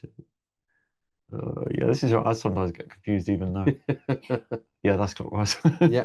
So you're taking little pieces of wire. Right. And you're making these beautiful little things. And then you stick them in the ground. I mean, that's all it is, really. That's all it is. Think of it as making a receiver, an energy receiver. And people, I've been doing this. I think I found it. I'm not sure. I think post-COVID, something happened, and it started rippling back and forth across the internet, and people started bringing it up. Like, it's true. Thing. Didn't used to be mentioned hardly. No, it really has happened since COVID. It's really quite exciting. but electric culture is a term that if you have not been exposed to it, there's all kinds of stuff out there, and you gave a citation for somebody who wrote a book, 100 years ago, a Frenchman. But yeah, and there's many interpretations of it. Probably the best way of putting it. And I would say none of them are wrong. But they all do different things. And so you can sometimes say, well, which one is right? But actually, I feel they all work if you just follow those general principles of a bit of wire, particularly copper, because it's very transmitting of these energies. And what I like to tell people is, all good farmers or gardeners, depending on how you identify, are scientists. And what you do is you experiment. Yeah. And what you should do is you should experiment. You shouldn't just take some idea because someone said it and start repeating it. And what you would do is you would try it out. And you say, okay, I'm going to try this over here and try that over there, and not do that over here. And but that's why I mentioned if you don't see results, then that's your answer. It doesn't do anything. That guy Taberham, who measured soil temperature very meticulously. It's all written in the PDF I mentioned. Yeah. And I get challenged regularly if I talk about this. Well, where's the evidence? I say, well, just point into that body of work. Just because it's not out there much, people haven't heard about it. But there's too often people are questioning things just because it sounds wacky. but question everything. That's what I always say. I like to talk about my metaphor or an example. If a anthropologist is down in the Amazon and they're talking to the traditional culture, and they're saying, how is it you possibly could have figured out that this root and this leaf could be used to address this ailment? And they'll say, well, the plants told us, obviously. How else would you figure it out? And so the anthropologist sort of metaphorically pets them on their primitive little head and sort of jots it down, and then they're back after they do their study abroad, their year out in the field, and they're back and they're hanging out with their buddies and having a beer, and the one guy who was down in the Amazons talking to his friend who was in talking to the Maasai in Africa. It's like, they said the same thing too. These primitive people. And another person's down. I was hanging out with the Aborigines in Australia. They said the same thing. All these primitive people. And I say, as I understand it, the principles of science are that if you have 15 data points and 14 are on a line, and one's an outlier, that outlier is the one you chuck, and the 14 that are on a line are the data. And so if we have cultural perspectives from around the planet that are millennia old, who all have come to the same conclusion, it is logically more likely the case that that's true than that this immature young culture has the answer. Yeah. So I really think that humility about, we have the answers, we Westerners, we, so sophisticated with our science, even though we actually understand that the physical plane is a very small amount of reality. The vast majority of reality is not in the physical plane. There's so much going on. That's why I do love doing trials there, because it's a very visual way of presenting new ideas to people. I'd love to be able to work out how to do something like the 5-6 in a visual way. It's not that easy. I'll think about that this winter. I'll work out a way. But the dig no dig trials I do, and all the other ones I mentioned, no rotation as well. I feel that's significant because it's really illustrating what's going on in the soil. Makes you question, well, why have we always been told we should rotate? And there are good reasons for it in certain situations, but not always. If you have worn your land out, sure, maybe. But I grew up on an organic farm where we rotated religiously, and the pests and diseases followed our crops religiously. The rotations did not get rid of the flea beetles, did not get rid of the Colorado potato beetle, did not get rid of the, I don't know, the powdery mildew or the blights. So which illustrates the point that diseases in particular, they're very plant specific, so they don't lurk in the soil. So a lot of people here think that blight, potato blight. Yeah, exactly. That's right. But they think that they've been told that potato blight stays in the soil if you've had blighted tomatoes, and even people are advised to dig out all their greenhouse soil if they've had. It breaks my heart to hear that, because that's such a crime against the soil, and it's just totally unnecessary. But so-called scientists are saying this, and all people are believing it. Come on, guys, question this. Well, how does nature do it? If a tomato plant Yeah. is growing there. What does she do with her fruit? Oh, well, the fruit won't be nice to eat. You mean if it's got blight? No, Or- I mean, if the tomato plant will drop her seeds Uh-huh. at her feet and then they germinate there. If the model of nature is Yeah. that seeds fall I and see what you grow, mean. Yeah. I mean, who gave us the right to say, Yeah. do pine trees, regularly move themselves around the field Yeah. to Sure. to break up a disease cycle? The logic is completely flawed in so many of these cases. I always tell Yeah. people Yeah. on my farm, I'm certifiably organic with everything that I do, except for the fact that I do not rotate. Because I say if every plant has its own gut flora, like a Yeah, that's right. There's the a analogy. cow has a gut flora Yeah. and a rabbit has a Yeah. gut flora, Yeah. would you want to give the colostrum from a rabbit to a cow? Mm. And people will say no, they wouldn't. Well, if a tomato grew here last year and she had tomato microbes in the soil as she was stimulating, wouldn't you want her babies to have access to her colostrum? Yeah. Isn't that logical? Well, that's another way of looking at it, but that's what we need. We need different viewpoints rather than always one solid one that eliminates all other possibilities. Yeah. So more free thinking. Yeah. So a few things you said. I just also I picked up this guy here. I mean, do you want to talk? Do you want to talk about this? No, I'll let you, because I think you know as much about these as I do. I mean, I haven't seen one of these in a while. This is this is an environmental harmonizer. I've seen 3 or 4 of these laying around your property here. Dotted around, yeah. Dotted around. I'm just trying them out, because I don't talk about things much until I'm confident I know what they're doing. Yeah. Well, I mean, I learned about these from a guy named Slim Sperling. Slim Sperling. Yes. Yeah, amazing. God, what a man. Who I met, 25 years ago at the American Society of Dowsers Conference, and I see a couple of the things here in your office no one can see sitting here that I got from him, and there's some amazing stuff out there that just I think it belongs as part of this deeper conversation, and you can experiment, and that's not the point of science, is to do that experimentation, to put things here, don't put things there.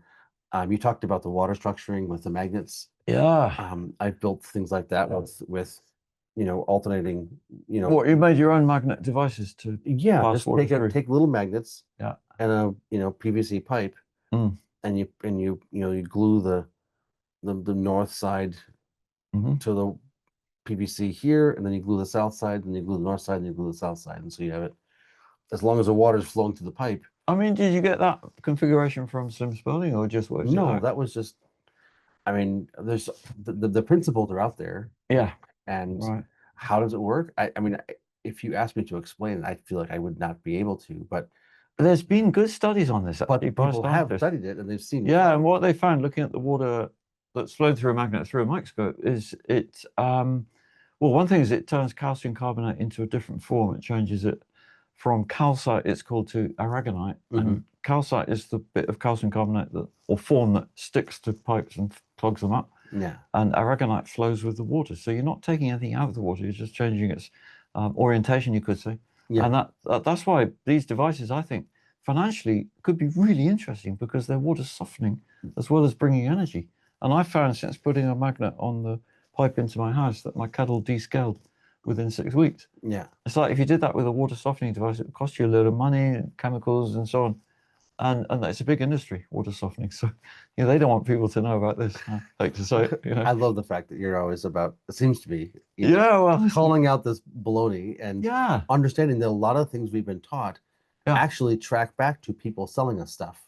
Yeah, exactly. Right? I mean, it's ridiculous. I mean, I would say the same with fertilizers. If say, to use it in gardening context. Exactly. The same with gardening magazine writing about how to grow tomatoes, and if they mention fertilizers in there as something you need, then they'll get advertising from the fertilizer company. So that's not unbiased information. It's because the editor... That's a professor at the university who's being funded by the chemical company to do research to talk about how good the fertilizer is. And that's where the endowment of the chairs comes from. That the whole theory of fertilizer comes from. Yeah. I think it's a big one that needs tackling.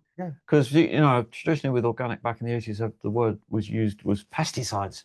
Always, hey, it's organic, there's no pesticides. No one mentioned the fertilizers much at that time. But now that studies have come out from Rothamsted, which, have you heard of that? It's a centre, right, of Britain. So, but The suddenly oldest agricultural research yeah, they're doing, institution on the they've planet. been On the the planet. traditional supporters of using chemical fertilizer to boost yields. Yeah. And farmers have been finding recently that they've reached the sort of limit of that because they haven't got Mhm. much soil life anymore to even use these fertilizers. So rather than instead of me looking at the biology, and they discovered through looking at soil through a microscope, you use the fertilizer, it depresses soil life. Yeah. So microbes go kind of dormant, redundant. So then the farmer stops using fertilizer. If he did, oh, nothing grows. God, you know, it shows how necessary it is. You know, but it's a false conclusion. It's because they depress the soil life. That's why they need to keep using it. Yeah. So that for me would be where the government, if they wanted to, I'm not sure they do, but they can make the biggest difference to fund farmers if they want to transition from using fertilizers to going regenerative, you know, building up soil life in whatever way they can do it. Yeah, I mean, I think we have obviously a major issue with the money that is putting its finger on the scale and so many attributes of our culture. Um, Part of why I've been focusing personally on this question of nutrient density and the nutritional caliber of the food is Of course, that, yeah. like, at Well, some point, fertilizers are like junk food, aren't they, for plants? they pervert them, Yeah, right? I mean, they exactly. completely screw them up. So yeah, That, your nutritional that's the profile is going to be completely different. There's a whole other aspect to it. I use the metaphor of an Yeah. IV drip, and I say, you know, if you were to inject soluble nutrients directly into your bloodstream, Mm. you could be kept alive, and people who are on a who are unconscious after a car accident are kept alive. But what happens to the gut flora if the Mm. nutrients are soluble and injected directly into your blood? Mm. All those people that live in your gut after 2 or 5 days of that die Yeah. off. Yeah. And if the microbiome is the core of your immune system, Yeah. It's a the quarter of your brain and 80% of your immune, isn't it? Something like that. the best way to make people weak is Yeah. to destroy their immune system. Yeah. It's the same with the plants. Give them Coca-Cola and If you chips. feed the plant fertilizer and you destroy its immune Yeah. system, it's more susceptible to infestation Yeah. and disease. Yeah. And as you said at the beginning, the leaves, make sugar. That's what they do. The greenness. That's why plants cover themselves in green. They make Yeah. sugar to feed Yeah. soil life, Yeah. and that's how plants have been growing for This hundreds of is a millions of beautiful years. system, isn't it? Nature's so beautiful. Yeah. Yes, And we've absolutely. bypassed it and only now just discovering the cost, but it's very difficult to turn it around now that there's such a big use of fertilizer. You know, soil's quite dead I would say that's the generally. opportunities because it doesn't work anymore. Yeah. Because we've That's one way destroyed to the look at it. soil. Yeah. Then and this is what I just got back Uh, from Australia. I was literally there yesterday, and I mean, when I'm down in Australia, there are so many brilliant agronomists, people who have figured out on scale how to do. I mean, they're just mm. there's there there's way more people on the cutting edge per capita in agriculture in Australia than anywhere else I found on the planet Why do you reckon? because their ecosystem is so weathered and worn, Ah, it's so fragile. because the soil is so weak, Yeah. because it's hundreds of millions of years old, because it's desertified, because it's Of course, yeah. ancient soil. You have to work with nature or you're screwed. Mm. And that's the opportunity.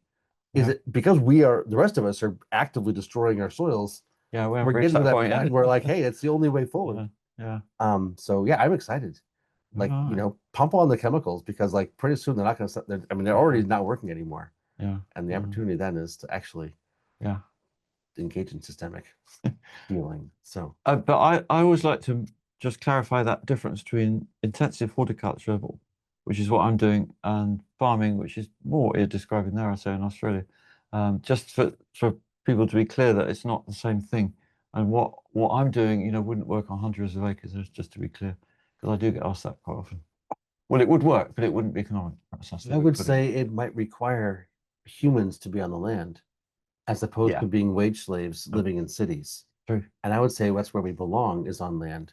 And that's where we Yeah, actually need to be having a yeah, deeper conversation about whether farming should be happening on 1,000 acre scales or yeah, 10,000 acre scales. yeah. I was literally down in Western Australia a week and a half ago. I was talking to these people whose property was measured in tens of kilometers. Oh my goodness. Their property was 40 kilometers by 60 kilometers. Wow. 40 kilometers by 60. So acres is redundant, this sort of mega It's bucks. by tens of kilometers. Like, Yeah. and we've got people who don't have access to any land. And Yeah. I mean, who said that? I don't know. There's a much deeper conversation here about Yeah. Yeah. whether we belong, where we belong, and what scale is Mhm. appropriate. But you're obviously proving that in Mm. small scale with effectively no inputs, Yeah. just cycling things around. Yeah. You did say you bring in rock dust. Oh yeah, Like, no, and I could buy you- in some compost, Yeah, and people challenge me on that, and they say, "Well, it's not closed loop," and I say, "I'm not trying to because, yeah. well, how can you when you're selling tons of vegetables and my customers are not returning their poo? You know, They're that's not. one way of putting it." So, you know, yeah, it's being realistic, but also I do feel that there's so many what other people call waste materials out there. Yeah, Even their weeds, you know. Well, I'll take them. yeah, Use them. 100%. So what's wrong with that? You know, Yeah. using other people's waste. So, yeah. Brilliant, brilliant. I'm just checking the clock and I see that we've entered the last 30 minutes of our time. Okay. So I'm not sure if we Do can. you want to use some? Yes, So you can get up the I want to make question. sure we are able to have people's Q&As engaged. I could happily talk to you for hours, and probably will after this is done. But let's open this up here and see if we can. Okay. Ah, interesting. All right, Sue. Tell us about the compost. What materials, any particular method? How old is the compost you use? Have you had experiences where compost did not do very well? If so, why do you think this may have been? Have you tried BioComplete, Johnson Sue, etc.? What are your observations on the same? Okay, very briefly. And we have 10 questions in there right now, so you Okay. have 3 minutes at the most for these. Yeah. Although Okay. they're easily could be half an hour dissertation. Well, that one question could be a long Yeah. answer. But basically, I'm not too worried about the age of it or the even one might say the stage of decomposition, because as I said, a lot of microbial decomposition happens when it's on the bed. That's the beauty of no dig. And if you've got a soggy compost, that's the one that I found most tricky, excuse me, or slowest to carry on decomposing because it's lack of air in there, anaerobic. And on the surface, it gets exposed to air. So basically, I will use any compost. But what I observe is that if you can get it maybe 3/4 decomposed, clearly if you had the luxury of using worm compost as a mulch on your beds, well, that would be amazing. But it's also about, you know, what not only what's best or works best, but it's also about what's practical and what's affordable. And so I'd love to use animal manure if I know animal farmers who have got some decent manure with not too much chemical in you. It's very hard to get organic. If you worry too much about all the small amounts of potential inorganic stuff in compost or manure, you like don't do anything. You know, what's in the rain that falls now, we're contaminating our earth effectively in many ways. But if it's compost that's being used to biologically stimulate soil, then for me that's worth doing, you know, as long as it's clean enough. I've tried Johnson Suit. I didn't understand well enough his approach. I don't think I made the best result. I used only wood chip. I wish I'd used some green material in the compost heap I made. And actually we are trying something like that now. And also Adam, who works there, is brilliant with mushrooms, and he's been impregnating the Johnson Sue with different cultures of mushrooms. So it's growing mushrooms. We can't pick them because it's down in that heap. But yeah, there's a lot to be said about compost, and I've answered a few of your questions. But the number one thing I would say is don't be afraid to use what you might look at and think is a lower quality compost, because the core of it for me is carbon food for soil microbes, and any organic matter has carbon which they will eat. And how does nature do it? How is it? How does nature do it? Nature Well, doesn't yeah, like take things exactly. and put them Yeah. and turn them and have them be specifically perfect, Yeah, right? I mean, things fall down, they break down, they're used. It's yeah, not like it's a. yeah. What I would add to We that, take it all far too seriously. Is the what point. I would add to it is, if you, as I'm here, I'm trying to grow what I'm growing intensive vegetables. I'm Mhm. looking for 2, even 3 crops a year, and that's where taking the shortcut of natural breakdown and doing it in a compost heap speeds it up. Mhm. So I can get more from my soil by doing that rather than say dropping fresh leaves or whatever happens in nature, which Yeah. I applaud nonetheless, obviously, but yeah, just Yeah. different. But the point being that there isn't a time when it's not good Sure. in a natural system. Yeah. Like it's all cycling constantly, and Yeah. it's like it's okay. Yeah. Now you don't have to wait for a certain time. Yeah. That Yeah. was the point I was trying to Yeah. make. Okay. Let me see. Katrina, I'm starting a CSA next spring. How do I start on my 2,000 meter squared plot of mixed grass and native plants? Okay. 2,000 square meter. That's a good size for starting out. That's half an acre, isn't it? So I would say that's ideal size. That'd be It's a really nice size. yeah. Yeah. Because I noticed quite often people would start too big, and if you're starting out, that makes more challenges than answers, and it can demoralize you, and you've got to keep your energy up and enjoy the process. So it depends, when you say, did you say grasses? Yeah, She's she got did. them there. There's grass and there's grass, and Mixed grass and native plants. okay, so that could include what I think you're in the States called crabgrass, isn't it? Which for us is more like couch grass, but it's that horrible one with the white, wiry stolons underground. And a heavy mulch you need. I would lay a big tarp or cover of black plastic on top of half of your ground in the first year, which you could crop through, like I showed you with squashes or potatoes. But that would give you an entry point where you really clean the soil from the beginning, while you can then concentrate. Because the first year is challenging. You've got a lot of mulching to do, also subsequent weed removal if it's persistent perennial weeds. And it gives you more chance of success on the bit you haven't put the plastic on, where I would use the cardboard with between 4 and 6 inch compost on top. So that's a lot. When I say compost, though, it can be, pretty undecomposed, rough old manure at the bottom, but as long as you keep nicer compost near the top for sowing and planting into. So that's your starting point on maybe half your ground.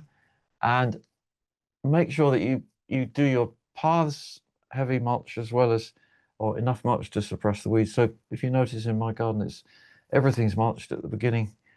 So I want clean paths with no weeds. And I'm not using wooden sides. So if you don't have a wooden sides, the weeds in path, if you leave them, would spread back into the beds. So it's blanket weed suppression in that first year. It's a challenging time. If you've not done it much before, and even on 1,000 square meters, that's a lot. So go steady at the beginning, but allow time for this extra work. And you might need some extra help at the beginning to cope with the weeds that you won't need in the end. So I would say in the first year, your CSA is not going to earn you maybe huge profit, and also you need to grow your market. That's another thing, unless you've got a customer who is suddenly going to appear, maybe they will. That'd be amazing. But talk to them regularly about what's going on. Some people get their volunteer CSA in for helping with weeding. That I would certainly encourage, particularly in year one. And embrace the challenge, because it will be a challenge to start. Don't underestimate it. You'll work harder in the first year than in subsequent years, and just see how you go. And we were just walking around out there a couple hours ago, and there are no weeds anywhere. And you tell me you don't do any weeding. Very little. We do a bit, but very little. A bit. And so, I mean, either you're lying or something's going on where they're not coming up and they're taking over. And something's going on. I'd love to know more about it, actually. Well, I think this is an important question. Yeah. What is it that's causing that to happen? Yeah. And I mean, I've got some thoughts, but I don't know if you want to elaborate. Well, yeah, I would say in practical sense, the big one is if you don't disturb the soil, it doesn't need to recover. And those words are very appropriate because, we as organisms, if we're disturbed, we need to recover, whether we do that by lying down or whatever. But soil recovers by recovering with weeds. So that word applies precisely. And another one, a couple of guys who are here, scientists as it happens, not so long ago, but more of the paranormal. And they said they were picking up from nature spirits. This is something I didn't mention, but we need to talk about. Critically important. Yeah, and they reckon because I've left a part of my ground really wild and hardly ever go in there and they can do their thing. And they said they're helping to suppress the weed growth on the crop area. Because that's what you are.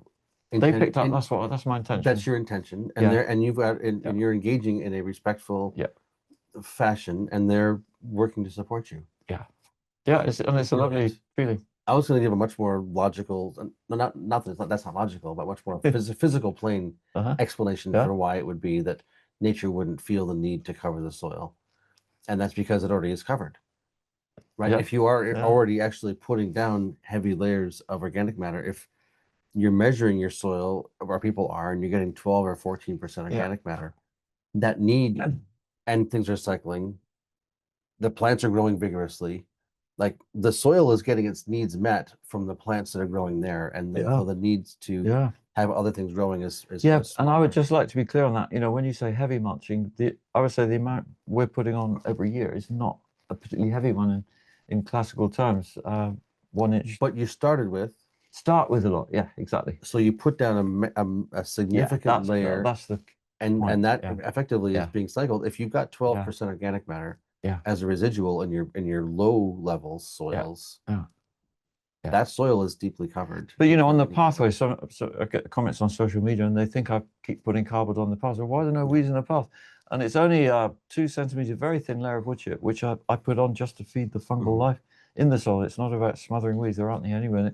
It's not a thick enough mulch to stop them growing either. So there's clearly no desire in that parcel to grow a lot of weeds, rather like you're saying. This is what, but it wasn't, I mean, I like Elaine Ingham said this, that, the things we call weeds generally prefer a bacterially dominant ecosystem. Mm.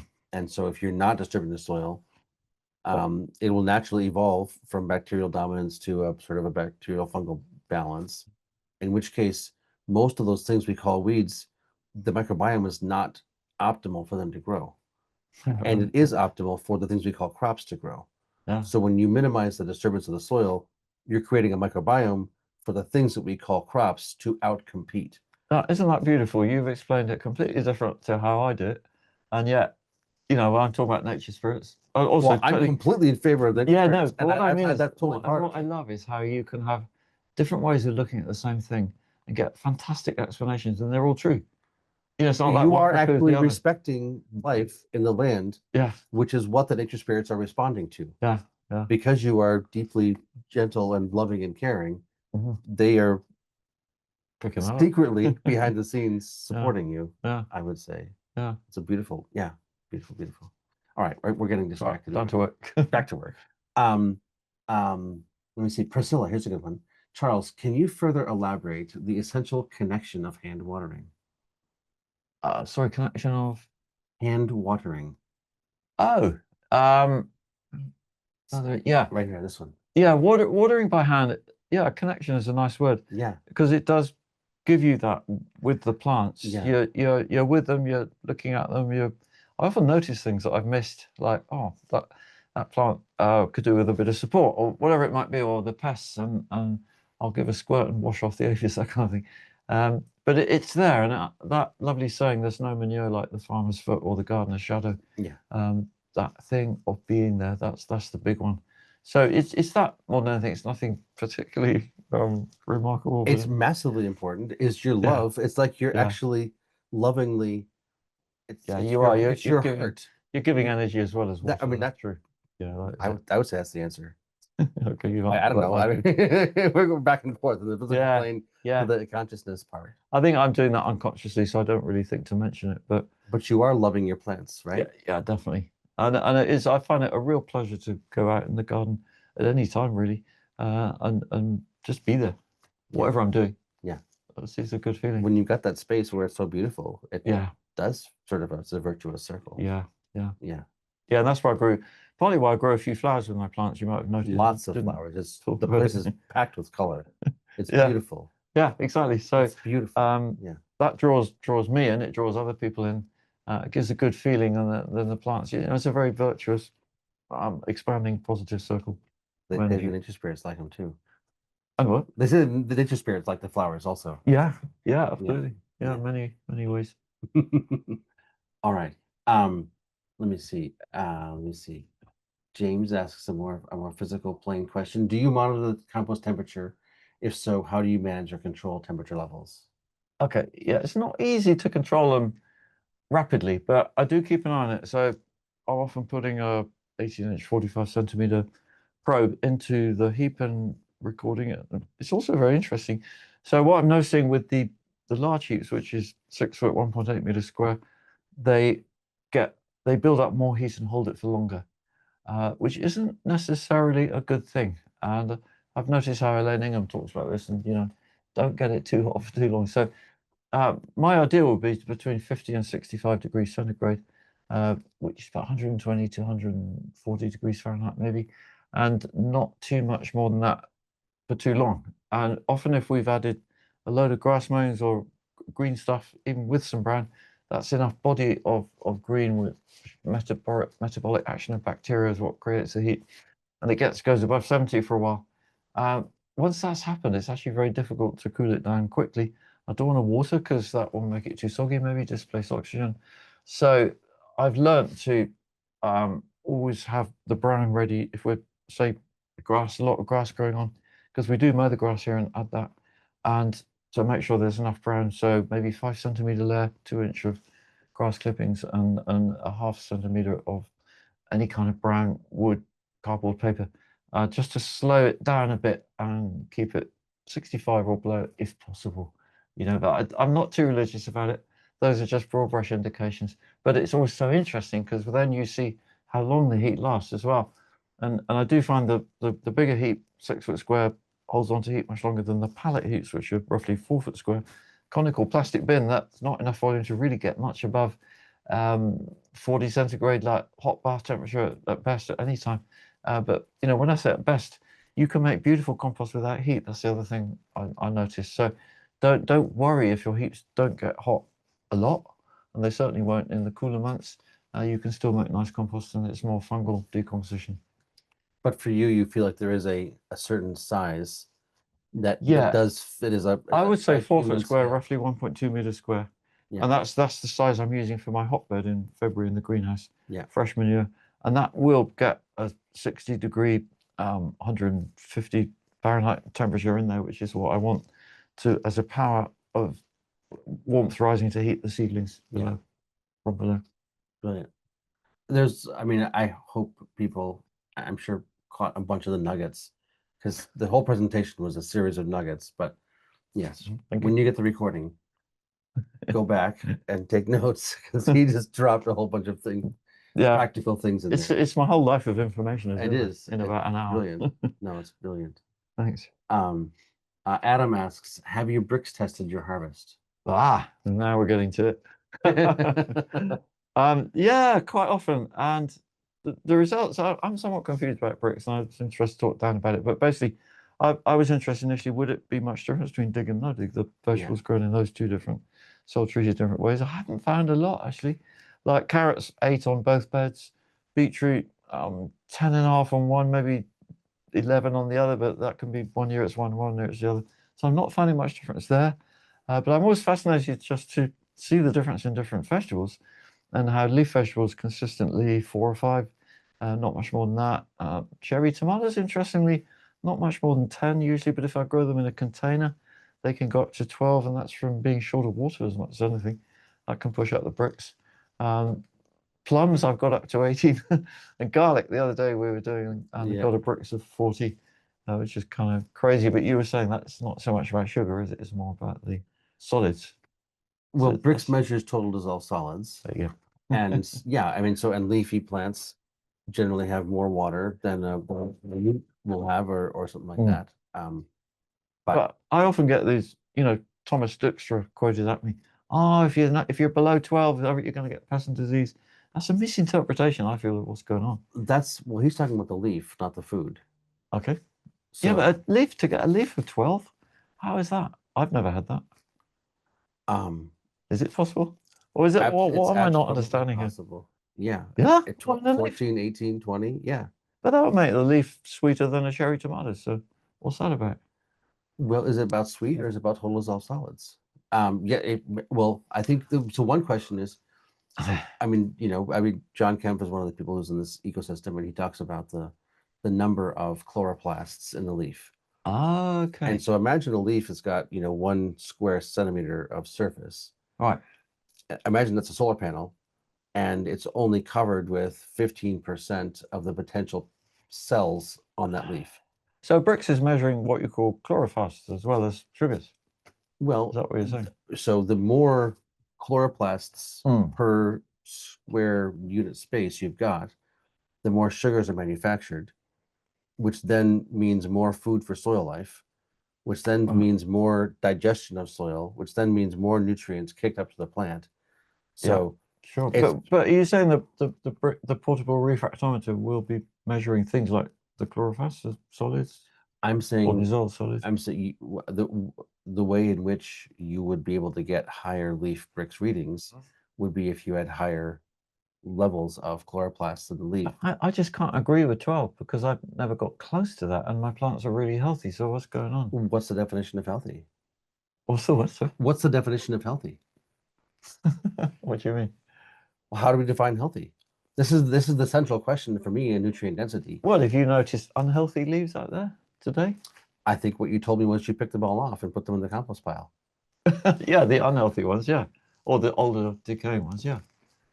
So I would say, if I see my zucchini plant beginning to have powdery mildew, take it out. That's a sign of poor Well, health. that leaf is not working with the plant anymore anyway. So but your tomato plants, are, I would say, naked. Like they're stems with almost no leaves on them.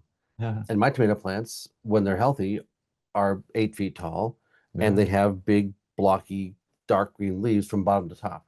Oh, okay. At no point do the bottom leaves begin to turn yellow. Well, when you're growing zucchini? Zucchini and tomatoes. Wow, okay. Well, oh God, this opens a big can of worms. Because also, I've read studies where people look at how much photosynthesis is being done by leaves at different stages of plant growth. And on tomatoes, they found, this was Joy Larkham actually, who runs Seaspring Seeds now, and she found that the top 18 inches, 45 centimeter of a tomato plant is doing 80% of the work. So those bottom leaves, even if they're still looking green, they're not actually doing much useful photosynthesis. What was the fertility management program in her experimental plot? Oh, I don't know. Yeah. It matters massively. Okay. So you're saying that result is just applicable in certain situations, or it was completely applicable to the circumstance where she tested it. Yeah, but then I look at my tomatoes now, and I have de-leafed partly because I want to increase the airflow, and it's easier to prune the trusses. And I've left at the moment that we're getting less leaf. There's probably 2.5 feet of leaf there, but we've got fantastic. They're not developing new fruit, I suppose you could say now. But the plants are clearly functioning really well without all the leaves. What is really well? What is well? I mean, how do you define really well? So my tomato plants, I put them in the ground. Okay. I put hay in the ground. Okay. And I don't touch them. And they're flowering and fruiting and flowering and fruiting. And we're getting frosts in New England, which is a lot colder than here. And I haven't done any work. I haven't pruned them. I haven't trussed them. I haven't hung them. Don't you find though, you're not talking like cordon tomatoes or indeterminate, or perhaps you are? I'm talking about indeterminates. Okay, so you don't find it makes it harder to pick them having all those leaves in the way? It took a bit longer. It's a total pain in the butt because the whole ground. I put it on a 4-foot center, 4-foot centers, so there's more space for them to reach out into. But have you ever had a tomato plant that was a volunteer that you didn't touch? That just grew out on the ground and just grew and grew and grew. No, they're not really. You keep things very tight around here. Yeah. I'm sorry, I'm distracting you when you have questions. No, but it's all related. I was saying. For me, the central question is what is vigor and vitality, and that's the deep question about nutrient density. Yeah, is like, I grew up knowing that we were better because we were organic, and then I realized that maybe that wasn't the be all and end all, and there was more to it, and the question for me is like, where is the edge of the continuum of possibility? Yeah, and certainly there's like diseased and dying, and so not diseased and dying is better than not diseased and dying. Sure, yeah. But that is not necessarily optimal vitality. Yeah, I mean, it's that beautiful, like I mentioned with Louis Pasteur and Antoine Deschamps. It's precisely, health is about much more than just not having disease. And defining health actually is really difficult. That's the deep question. Soil health, yeah. But deep plant health. Yeah. Well, as you were saying, I mean, for me, I would say as an experienced grower, I can look at a plant and say, yeah, that plant's okay. It's strong and healthy. Tiny leaves and big, gorgeous, and absolutely. Thick and but what then? How do I react if I measure the bricks of that leaf and it's 6 or something? Does that mean? This is why I'm not convinced that in the case of leaves that it's telling us as much as, say, what I've read about Dijkstra's approach suggesting. It's not Dijkstra's approach. He's just repeating what other people told him. And like I said, well, I mean, anyways, there's a whole other conversation. But for me, this is why we have science. Yeah. If we can, create a dynamic where growers from all over the place can begin to collect their data and share it. Yeah, I mean, it's brilliant then we what can you're begin doing. to That, share yeah, and learn from each other. we can understand more about what's going on as well. Yeah. Yeah. And what is normal Yeah. for us is, you Yeah. know, like Yeah. we just don't know where to look to get a different Yeah. baseline for perspective. Yeah. So anyway, yeah. There are many baselines, I think, but yeah. Well, I see it's more of a continuum. Yeah. I see it as like a 1 to 100. Mm-hmm. And if everything you've ever seen is between 25 and 40, Mm-hmm. like That's where you want to be. that's the only reality you have. Mm-hmm. And to Well, think yeah, outside I of see that what you box mean. is Yeah. is Okay. anyway. Right. Sorry. Diverged a bit there. Yes. Let me see. No rotation. I think we covered that. Carbon in your pathways to grow the fungal networks that connect the beds across your field. You want to talk about that? Yeah. Most people will burn or bury diseased plants. Oh no, God, that's such a waste. Please tell us the management and control skills for some invasive and pestilent diseases like blight. That's a very interesting question because the question I feel does have a misunderstanding in it, in that blight, I'm guessing you mean late blight, which is what can just knacker potatoes and tomatoes very quickly in late summer. Blight needs, to be precise from what I've read anyway, it needs 90% humidity for 48 hours and temperature always above 10 degrees centigrade, 50 Fahrenheit during that time. And that's very rare for it to happen until, in our climate anyway, until early July. But what it means is that most of the year, the conditions are not favorable for those diseases to happen. And so it's not, I would not call blight a random invasive disease. It's very specific in its requirements itself of how it can live. And if you understand that and accept it, then you're not going to worry about it too much because the other key bit of knowledge is how blight spores cannot survive in soil and compost. You can look that up. There's a lot of studies about it on the internet. But it seems to get forgotten when gardeners and farmers are talking about it. Or, you know, I find it especially here in the gardening world, it's really misrepresented, that fact, I would call it. Because the spores can't survive in soil and compost. So, long story short, I don't worry about them too much because I know that diseases are very specific to time of year in certain plants, and when you acknowledge that, it frees you up. Like in terms of rotation, it's not a factor anymore. Just build fertility in the soil and build your plant health through strong microbial action, and you will find diseases can still happen, but they're going to happen anyway. And it's not as a result of anything you've done or mismanagement of your compost heap, whatever you might call it. You know, that's the beautiful understanding here. There are some things beyond our power, and late blight, I would say, is one of them if the weather conditions really favor it.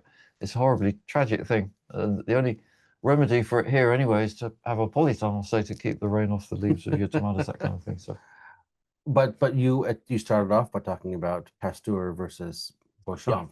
Yeah. And so what you're basically saying here is that you're making Pasteur's argument, and you're saying if the circumstances are correct, the host will succumb. But Yeah. you initially said you believed in Beauchamp, who said if the host is healthy, it will not succumb. So which one is it? Yeah, okay. Well, then blight is a very good example that I would agree with Pasteur's interpretation in that case, because Well, you can't. That's Well, like that's a complete. That's like no, where's the logic? Where's the logic there? Oh, There's no interesting. logic. Okay. You're completely just Because blight is such a challenging disease that most plants that are susceptible to it, I've in not your seen, experience, in my experience, will maybe. succumb, and that will be my definition of a Okay. not healthy system. Yeah, okay. I need more bricks levels in my potatoes and tomatoes.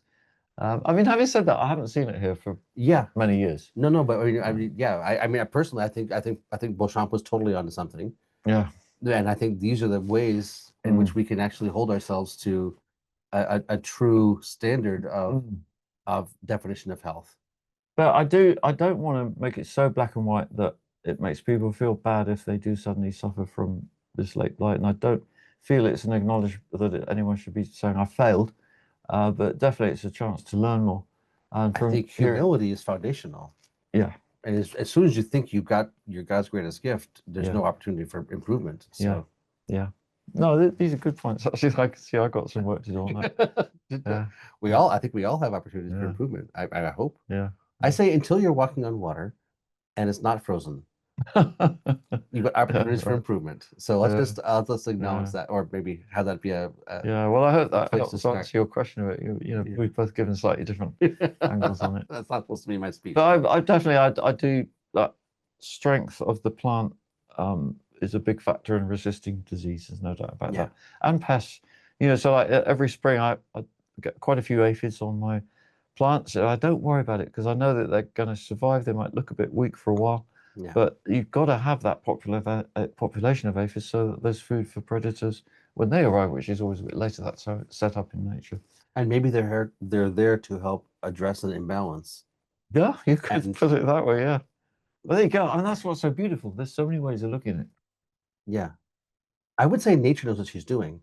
And if nature's bringing in the aphids, who are you to say she's wrong? Yeah. Like, who are you to say nature's doing the wrong thing? Yeah. Well, obviously, yeah. I mean, certainly, I find that the She's aphids often communicating with you. they go for weak plants, Yeah. or they go for plants that are weak because they haven't got enough water. So sometimes I'm just watering the plant, they get stronger. Yeah. Aphids go away. In most cases, it's something quite simple. Yeah. Yeah. Yeah. So, Albert Howe said that, didn't he? Pests are always telling us something. Yeah. Yeah. All right. Well, we've used up our 2 hours. Have we? Yeah. Wow. So we have. It just flew away, but this has been great fun. I think we should. Yeah. I don't know. I'm looking forward to. We'll carry on in the pub. We're off for dinner together. So hope you all have had a good time. Yeah. Thank you very much for coming on. My pleasure. Yes. Yeah. So brilliant. keep up your great work. And You very too. nice to. I'm sorry I couldn't meet you all personally, but it's nice to. I will say there's an audience. I found this. This is the book that I saw that caused me to invite him. Here it is. It's really quite thin, as you can see, but New Energies for Gardening: Simple Ways to Increase Growth. Yeah. Simple and cheap as well. Well, and cheap. Yeah. All right. Brilliant. Thank you very much. Yeah.